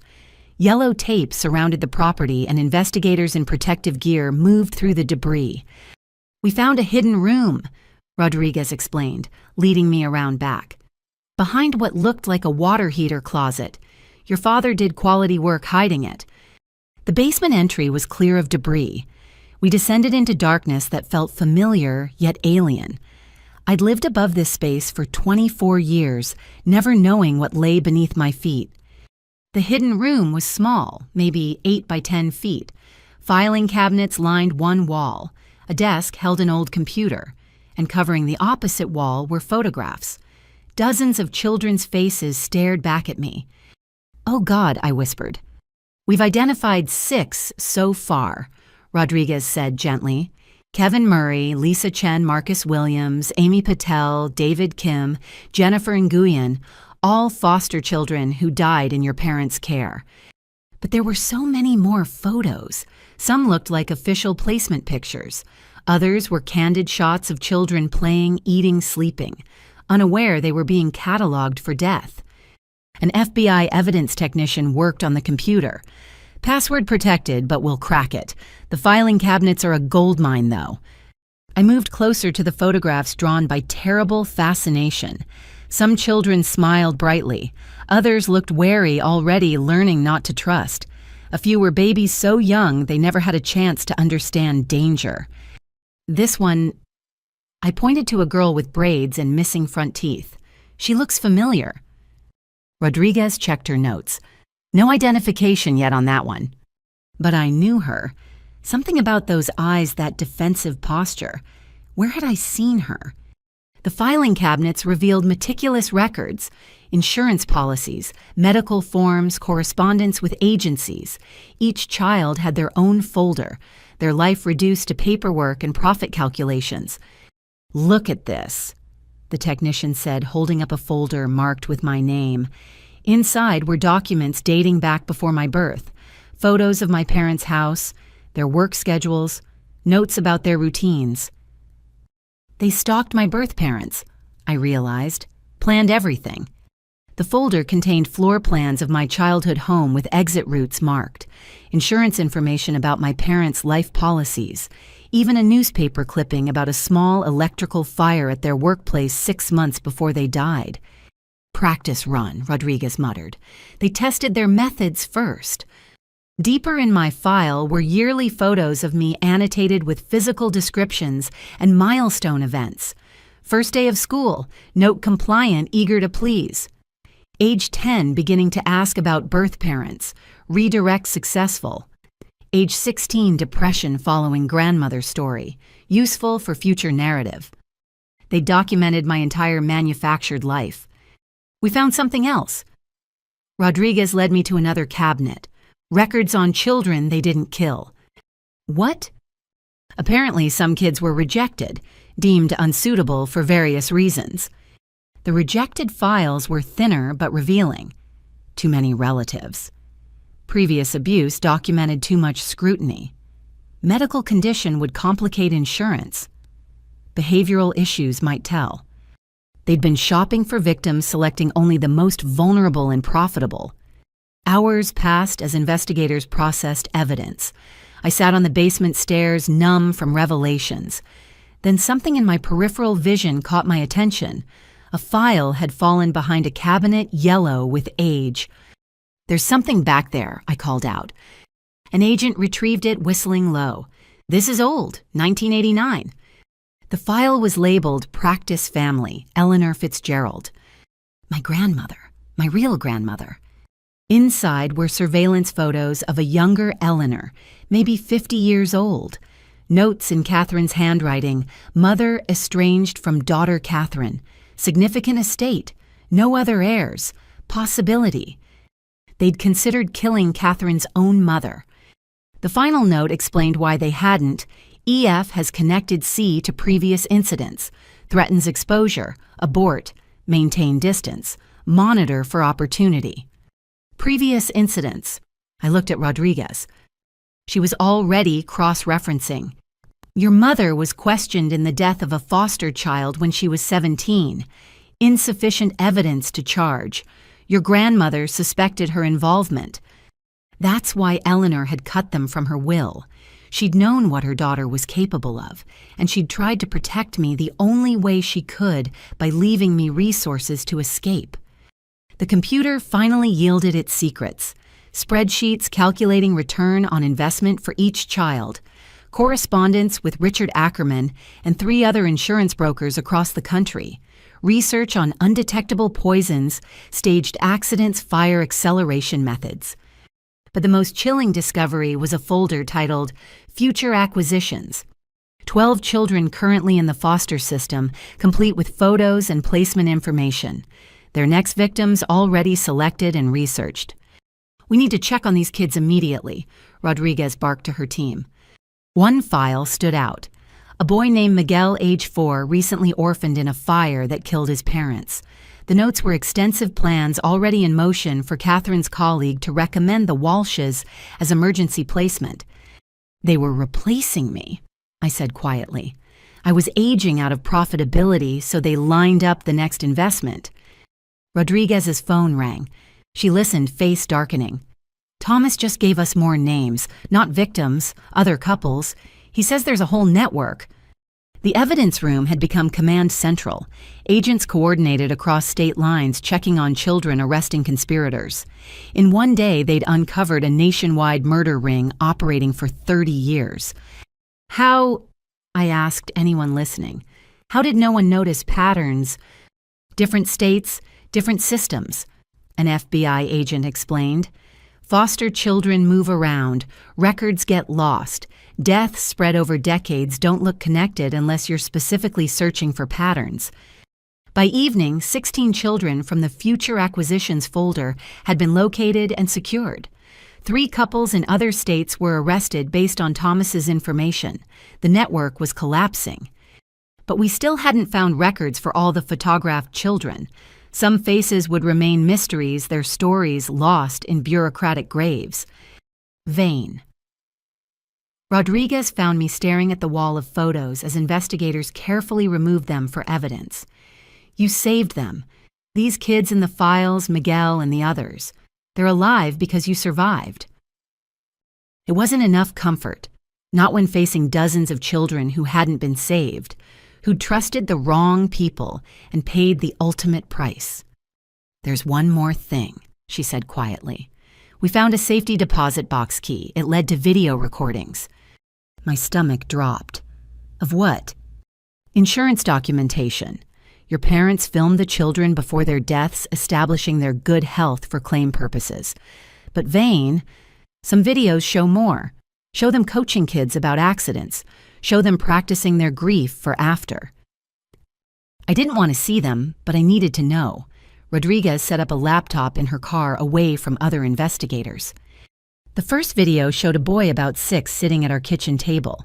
My parents flanked him, all smiles. Now remember, Kevin, Catherine's younger voice instructed, you love swimming, but sometimes you don't listen to rules. What happens when we don't listen to rules? Bad things, Kevin replied solemnly. That's right. And if something bad happened because you didn't listen, whose fault would it be? Mine. Good boy. 2 weeks later, according to the file, Kevin drowned in a pool after ignoring repeated warnings to stay in the shallow end. Video after video showed similar coaching, children learning to accept blame for their upcoming deaths, my parents perfecting their performances of grieving caregivers. Then I found a video of myself, age 3. I sat between them on our old couch, clutching a teddy bear. Where did you live before here? Catherine asked. With Mommy and Daddy, Tiny Me replied. No, sweetheart. Your Mommy and Daddy went to heaven. There was a fire because they forgot to check their smoke detectors. Now you live with us. We're your Mommy and Daddy now. But I saw you had a bad dream. Fire is very scary, but you're safe now. What happened to your first Mommy and Daddy? They forgot smoke detectors. That's right. And what must we always remember? Check smoke detectors. They'd programmed me from the beginning to accept their version of reality, to blame my birth parents for their own murders, to normalize the very weapon they'd eventually use against me. I closed the laptop, unable to watch more. 21 years later, they'd disabled those same smoke detectors, confident in their perfect crime. The videos are being transcribed for trial, Rodriguez said. Juries will see exactly who your parents were. As we left the ruins of my childhood home, I took one last look at the basement window. For 24 years, evidence of monstrous crimes sat directly below where I slept. The children in those photos had been my silent companions, waiting in the dark for justice. What happens to the house now? I asked. It'll be demolished. The lot will be sold. Eventually, someone will build something new. But I knew better. Some ground stays poisoned no matter what you build on top. The children who died there would always own that land, their voices carried on the wind whenever it blew through empty spaces where walls once stood. My parents had kept trophies of their kills like serial killers, documenting their evil with bureaucratic precision. They never imagined those files would become evidence against them, never thought one child would survive to ensure the others were counted. As we drove away, I made a promise to the faces on that wall. Their names would be spoken in court, their stories would be told, their murders would be avenged through justice, decades delayed, but finally delivered. The hidden files had revealed the true scope of my parents' evil, but they'd also revealed their weakness, arrogance. They'd believe their system was perfect, their crimes undetectable, their victims disposable. They were wrong on all counts. 6 months after the fire, I sat across from Prosecutor Amanda Chen in a conference room that had become as familiar as my childhood bedroom. Bankers' boxes of evidence surrounded us, each one containing horrors that would soon be presented to 12 strangers. "We need to prepare you for what's coming," Amanda said, her usually composed face showing concern. "Their defense teams are going to attack your credibility, your memory, everything about you." "I know." "No vein. I don't think you do." She pulled out a folder. "Catherine hired Melissa Hartman. She specializes in destroying witnesses. And Thomas has Jerome Banks, who's gotten 3 child killers acquitted by claiming psychological manipulation." The names meant nothing to me, but Amanda's expression said everything. "They'll claim you have false memory syndrome. That trauma from losing your birth parents created delusions. That the fire was an accident you've reimagined as attempted murder. They'll dig into every moment of your life looking for instability they can exploit. But the evidence is overwhelming, yes, but they only need one juror to doubt, one person to believe maybe you're disturbed rather than victimized." We spent the next weeks in intensive preparation. Amanda brought in a forensic psychologist to evaluate me, ensuring no surprises during trial. The sessions were grueling, excavating 24 years of subtle abuse I'd normalized. "When did you first feel afraid of your parents?" Dr. Patricia Reeves asked during our 3rd session. "I don't know if I was ever afraid exactly. It was more like walking on ice, always testing the surface, never knowing when it might crack." "Tell me about a specific incident." I thought back. I was 7. I'd drawn a picture at school of my family, but I included a baby sister. When my mother saw it, she went very quiet. That night, I heard her telling my father I was getting ideas. The next day, she volunteered at my school and had a long talk with my teacher about my difficulty distinguishing fantasy from reality. "How did that make you feel?" "Confused. I knew other kids who wanted siblings. Why was my wish treated like a symptom?" Dr. Reeves made notes. Classic gaslighting. They pathologized normal childhood desires to establish a pattern of you being unreliable. Everything I'd thought was family quirk revealed itself as calculated manipulation. They'd been building a defense against me before I could even spell my own name. Other families began arriving as the trial date approached.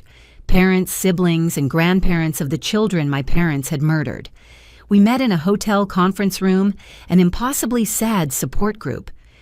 Marcus Williams' grandmother wept as she held my hands.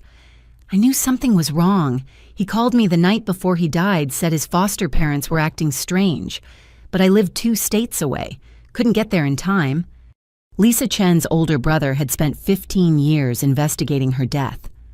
The police said I was too emotional to think clearly, said accidents happen, but Lisa was terrified of water. She never would have gone near that lake voluntarily. Each family had suspected, had questioned, had been dismissed. The system designed to protect children had instead protected their killers, valuing paperwork over intuition. "We're filing a civil suit," Amy Patel's father told the group, "against the state agencies that ignored reports, against the insurance companies that never questioned multiple policies on foster children, against everyone who enabled this." I thought of Dr. Martinez keeping evidence for decades because the system failed her too. How many mandated reporters had been silenced? How many red flags ignored? Jessica finally woke up 3 weeks before trial. I rushed to her hospital room, finding her pale but alert. "You're alive," she said when she saw me. "I was so scared I'd wake up and find out they'd succeeded." "You almost died because of me." "No, I almost died because serial killers didn't want their crimes exposed. Big difference." She squeezed my hand weakly. "Did you save the tea sample?" "Fire destroyed it. But my testimony about your analysis will be admitted." "I'll testify too. Brake lines don't cut themselves." Her recovery became another piece of evidence, another attempted murder to add to the charges. Catherine and Thomas had failed to kill both of us, leaving 2 witnesses instead of none. The media attention intensified as trial approached. True crime podcasts dissected every aspect of the case. Netflix announced a documentary. Publishers offered book deals. Everyone wanted to profit from our pain. Vultures, Grace muttered, pulling curtains closed against photographers camped outside her house. But Amanda saw opportunity. Public pressure helps. The more eyes on this trial, the harder it is for anything to go wrong. She was right. The media attention brought forward more witnesses. A hardware store clerk remembered Thomas buying specific nails the day before the fire. The restaurant confirmed my parents had made their anniversary reservation weeks in advance, unusual for them. Small details that painted a picture of premeditation. Then came an unexpected break. Richard Ackerman, the insurance broker, flipped completely. Facing life in prison, he offered to testify about the entire network in exchange for a reduced sentence. "I have names," he told investigators. "Couples in 12 states, some still active, some with children placed right now." The FBI task force expanded overnight. Children were removed from homes, more arrests made. The trial of Catherine and Thomas Walsh had become the key to unraveling a nationwide horror. But my parents weren't going down without a fight.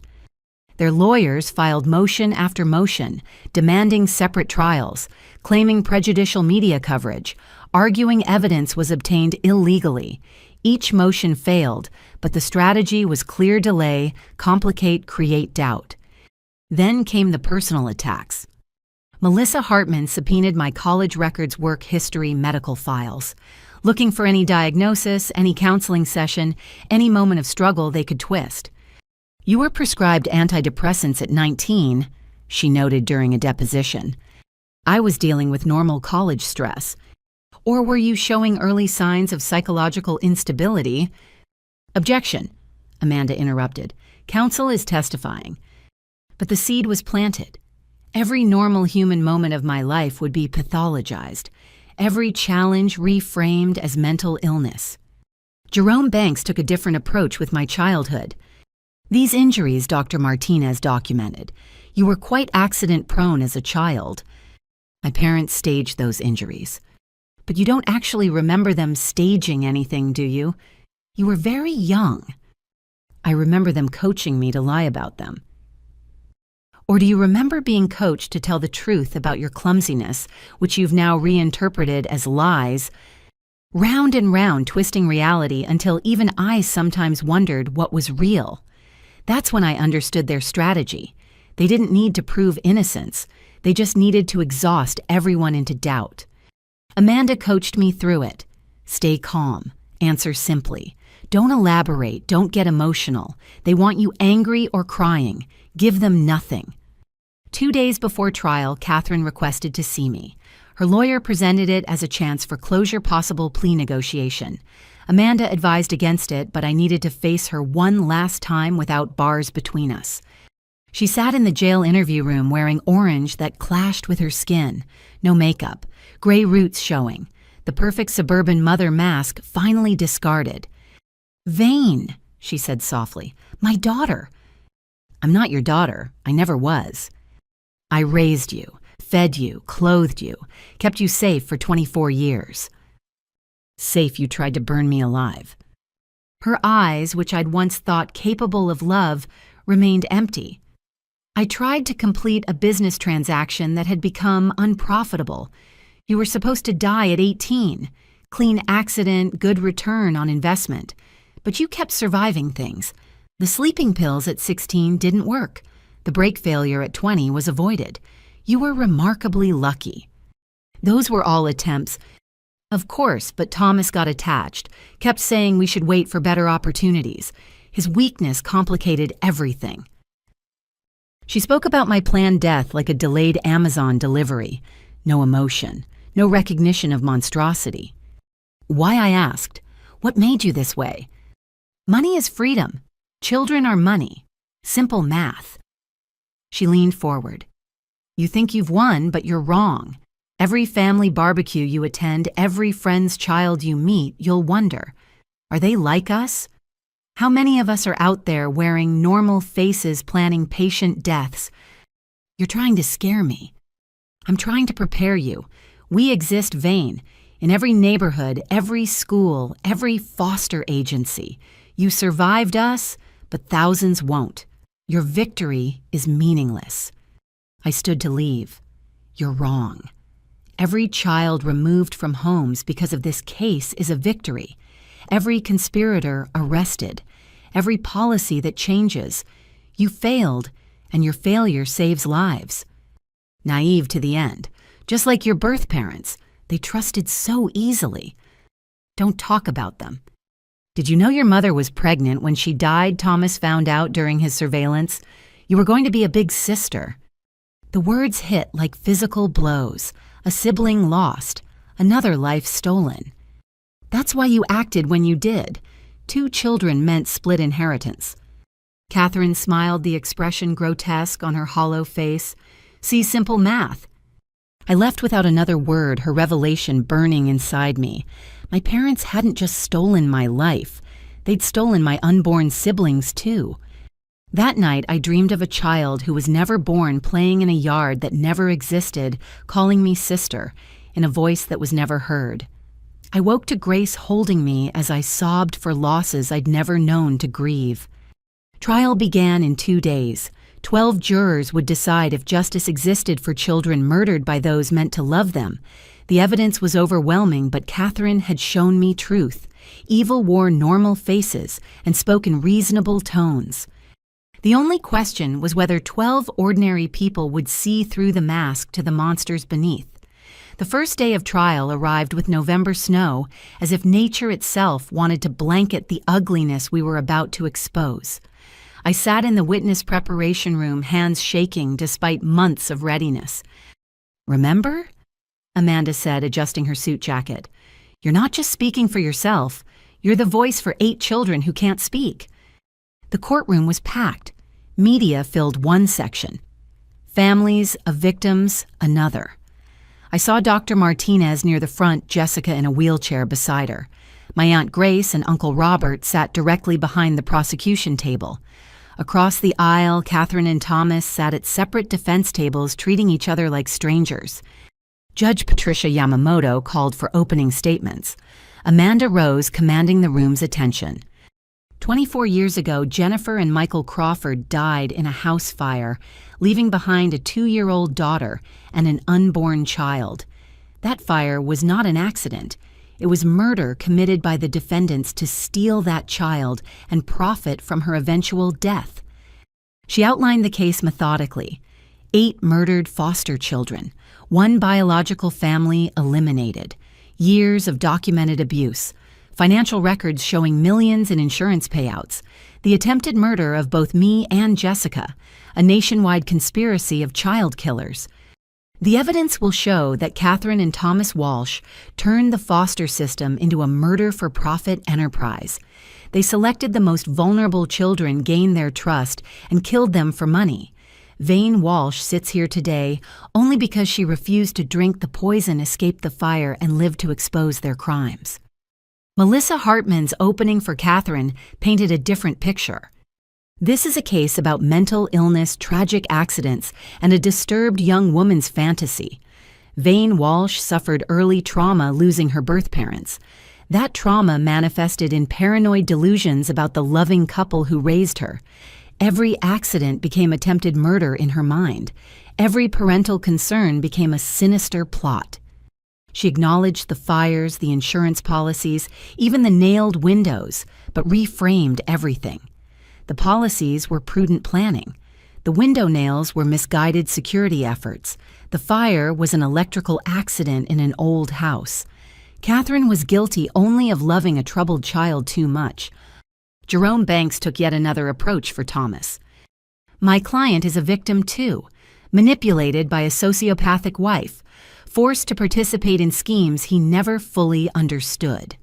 When he finally tried to protect Vane to delay what Catherine planned, he was overruled.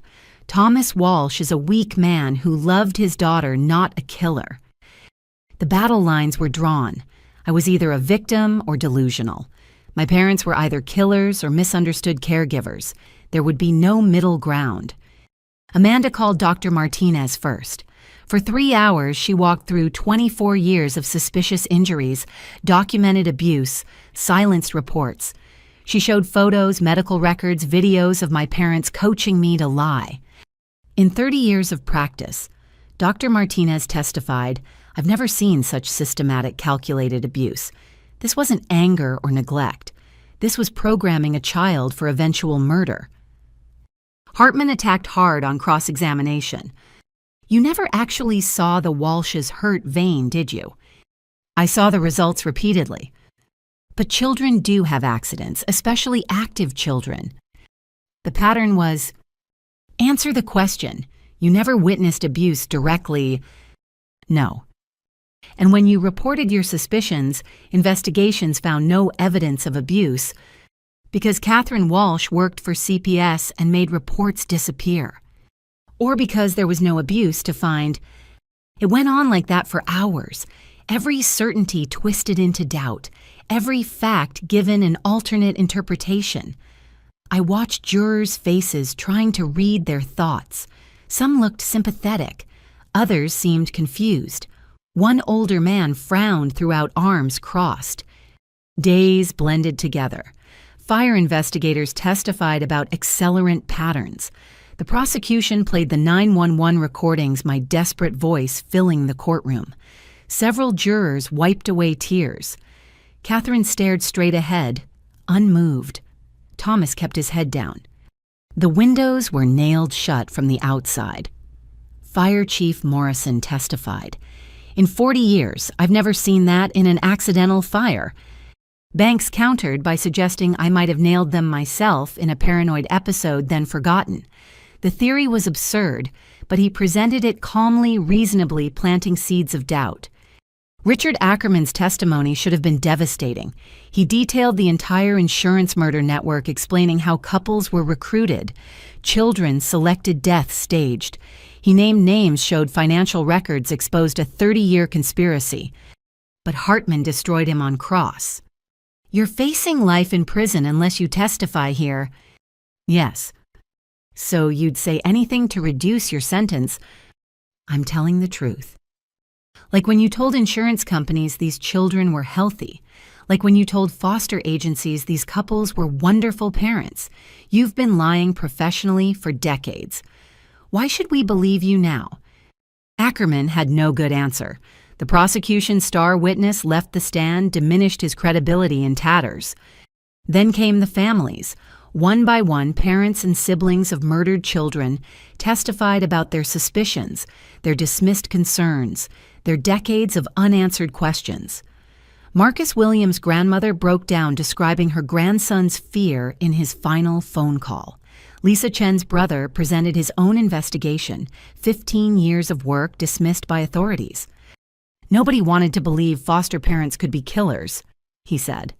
"It was easier to call us paranoid than investigate dead children." The defense couldn't attack grieving families as harshly, but they still raised doubts. Memories fade over time. Grief creates false certainties. Loving families often can't accept that accidents happen. 2 weeks into trial, Amanda finally called me to testify. I'd been dreading and anticipating this moment equally. As I walked to the witness stand, I passed within feet of my parents. Catherine looked through me like I was invisible. Thomas glanced up, something almost like regret in his eyes. "State your name for the record," Amanda began. "Sarah Michelle Crawford, formerly known as Vane Walsh." For 3 days, I told my story. Every memory of coaching, every suspicious injury, every overheard conversation. I described finding the insurance policy, discovering my adoption, learning about my grandmother's inheritance. I detailed the poisoning attempts, the escalating imprisonment the night of the fire. I recorded everything I could on a hidden phone, I explained. I knew they were going to kill me. I just didn't know when or how. Amanda played excerpts from my recordings. My parents discussing the insurance policy, planning the fire, coaching me to lie. The jury heard it all in their own voices. The defendant, Catherine Walsh, told you she was writing a mystery novel about antifreeze poisoning. Jamballand. Yes, while making me drink tea that tasted wrong. What happened to the plant you poured that tea into? It died within days, turned black and shriveled. Did you report the poisoning attempt? I told Jessica Hernandez, a nurse. She was going to test the tea, but her brake lines were cut before she could. The story unfolded piece by piece. By the time Amanda finished, several jurors were crying. Even the skeptical older man looked shaken. Then came cross-examination. Hartman approached with a sympathetic smile that didn't reach her eyes. This must be very difficult for you, Vane. My name is Sarah. Of course, Sarah. You've been through so much trauma, losing your birth parents so young. Being murdered isn't the same as losing. But you don't actually remember their deaths, do you? You were only 2. No. So, everything you believe about their deaths comes from what others told you. And evidence, the fire investigation, which initially ruled it accidental, only changed when Detective Rodriguez reopened it based on your claims. Your memories have shaped this entire investigation, haven't they? This was her strategy. Make me the center of everything, then discredit me. You were prescribed antidepressants in college. Yes, for normal adjustment issues. You told the counselor you felt like you didn't belong anywhere, that you questioned who you really were. Normal adoptee feelings, or symptoms of dissociation identity disturbance. Objection, Amanda called. Counsel is not qualified to make diagnostic assessments. Withdrawn. Sarah, you mentioned recording conversations, but many of those recordings are unclear, aren't they? Muffled open to interpretation. Some are clearer than others. And you made these recordings secretly illegally in a 2-party consent state. I was documenting abuse, or manufacturing evidence for your delusion. It continued for hours. Every piece of evidence questioned every memory challenged. Hartman was skilled at her craft, turning my survival instincts into symptoms of mental illness. Banks was somehow worse. He painted me as the real villain, a troubled child who'd driven poor Thomas to desperate measures, trying to protect me from myself. Thomas delayed several of Catherine's plans, didn't he? I don't know their internal discussions. But you testified that you overheard him saying you should wait, that the timeline shouldn't be rushed. Yes. Sounds like a father trying to protect his daughter. Or a killer wanting to maximize profit. You're very cynical for someone raised by parents you describe as perfect actors. How did you develop such suspicion if they were so loving? The question caught me off guard. How do you explain a lifetime of sensing wrongness without sounding paranoid? Survival instinct. I finally answered. Some part of me always knew I was in danger. Or some part of you was always ill creating danger where none existed. By the time cross-examination ended, I felt hollowed out. Every truth I'd spoken had been twisted, questioned, reframed. I looked at the jury, wondering if any of them still believed me. The defense presented their case over the next week. Character witnesses describing Catherine as a devoted mother and social worker. Thomas's co-workers talking about his pride in his daughter. Carefully selected experts suggesting false memory syndrome, trauma-induced psychosis, a dozen ways a mind could create conspiracy from coincidence. They couldn't explain away the physical evidence, so they didn't try. Instead, they normalized it. Yes, Thomas nailed windows shut, but he'd been frightened by break-ins. Yes, Catherine researched poisons, but she was writing a novel. Yes, they had insurance policies, but what responsible parents didn't? The prosecution wants you to see monsters, Hartman concluded in her closing. But I ask you to see human beings, flawed certainly, perfect no, but not killers, not the calculating demons painted by a traumatized young woman whose mind transformed tragedy into conspiracy. Banks painted Thomas as a victim of both Catherine and me, caught between a manipulative wife and a disturbed daughter, making terrible choices from good intentions. Amanda's closing was passionate but precise. The defense wants you to believe in a massive coincidence, that 8 foster children just happened to die in these defendants' care, that windows just happened to be nailed shut before an accidental fire, that antifreeze just happened to appear in tea, that brake lines just happened to fail when a witness came forward. She showed photos of each murdered child. Kevin Murray, age 6, drowned. Lisa Chen, age 8, fell from a roof. Marcus Williams, age 7, house fire. Amy Patel, age 5, poisoned by accidentally ingesting antifreeze. David Kim, age 9, car accident. Jennifer Nguyen, age 4, suffocated in her sleep. These children trusted the defendants, called them mom and dad, believed they were safe. The defendants betrayed that trust for money. They turned love into a weapon and family into a slaughterhouse. Sarah Crawford sits before you alive because she stopped trusting, because she questioned, because she fought back. Don't let her survival be in vain. Give her the justice these 8 children never got. Find the defendants guilty of murder. The jury deliberated for 4 days, 4 days of agony wondering if 12 strangers would see through the elaborate lies. Grace held my hand as we waited. Robert paced. Amanda reviewed everything obsessively. On day 3, they asked to hear the 911 recordings again. Good sign or bad, no one knew. On day 4, word came. Verdict reached. The courtroom filled quickly. Catherine sat perfectly still, confident to the end. Thomas slumped, already defeated. I couldn't breathe. On the count of murder in the first degree of Kevin Murray, we find Catherine Walsh guilty. We find Thomas Walsh guilty. Guilty, guilty, guilty. 16 times for each defendant. 8 murders, my attempted murder. Jessica's attempted murder. Conspiracy charges, insurance fraud, child abuse. Guilty on all counts. Catherine didn't react. Not a flinch, not a tear. Thomas put his head in his hands and sobbed. Around me, families of victims embraced, cried, finally had answers. Judge Yamamoto scheduled sentencing for the following month. As court officers led my parents away, Catherine turned back one last time. She smiled that same empty smile from jail and mouthed 3 words, simple math vein. Even in defeat, she refused to see me as anything more than a failed investment. But I was more. I was Sarah Crawford's survivor. Voice for the silenced. Living proof that evil could wear a parent's face but still be defeated. The verdict wouldn't bring back 8 children, wouldn't undo 24 years of manufactured life, wouldn't restore the family I should have had. But it was justice.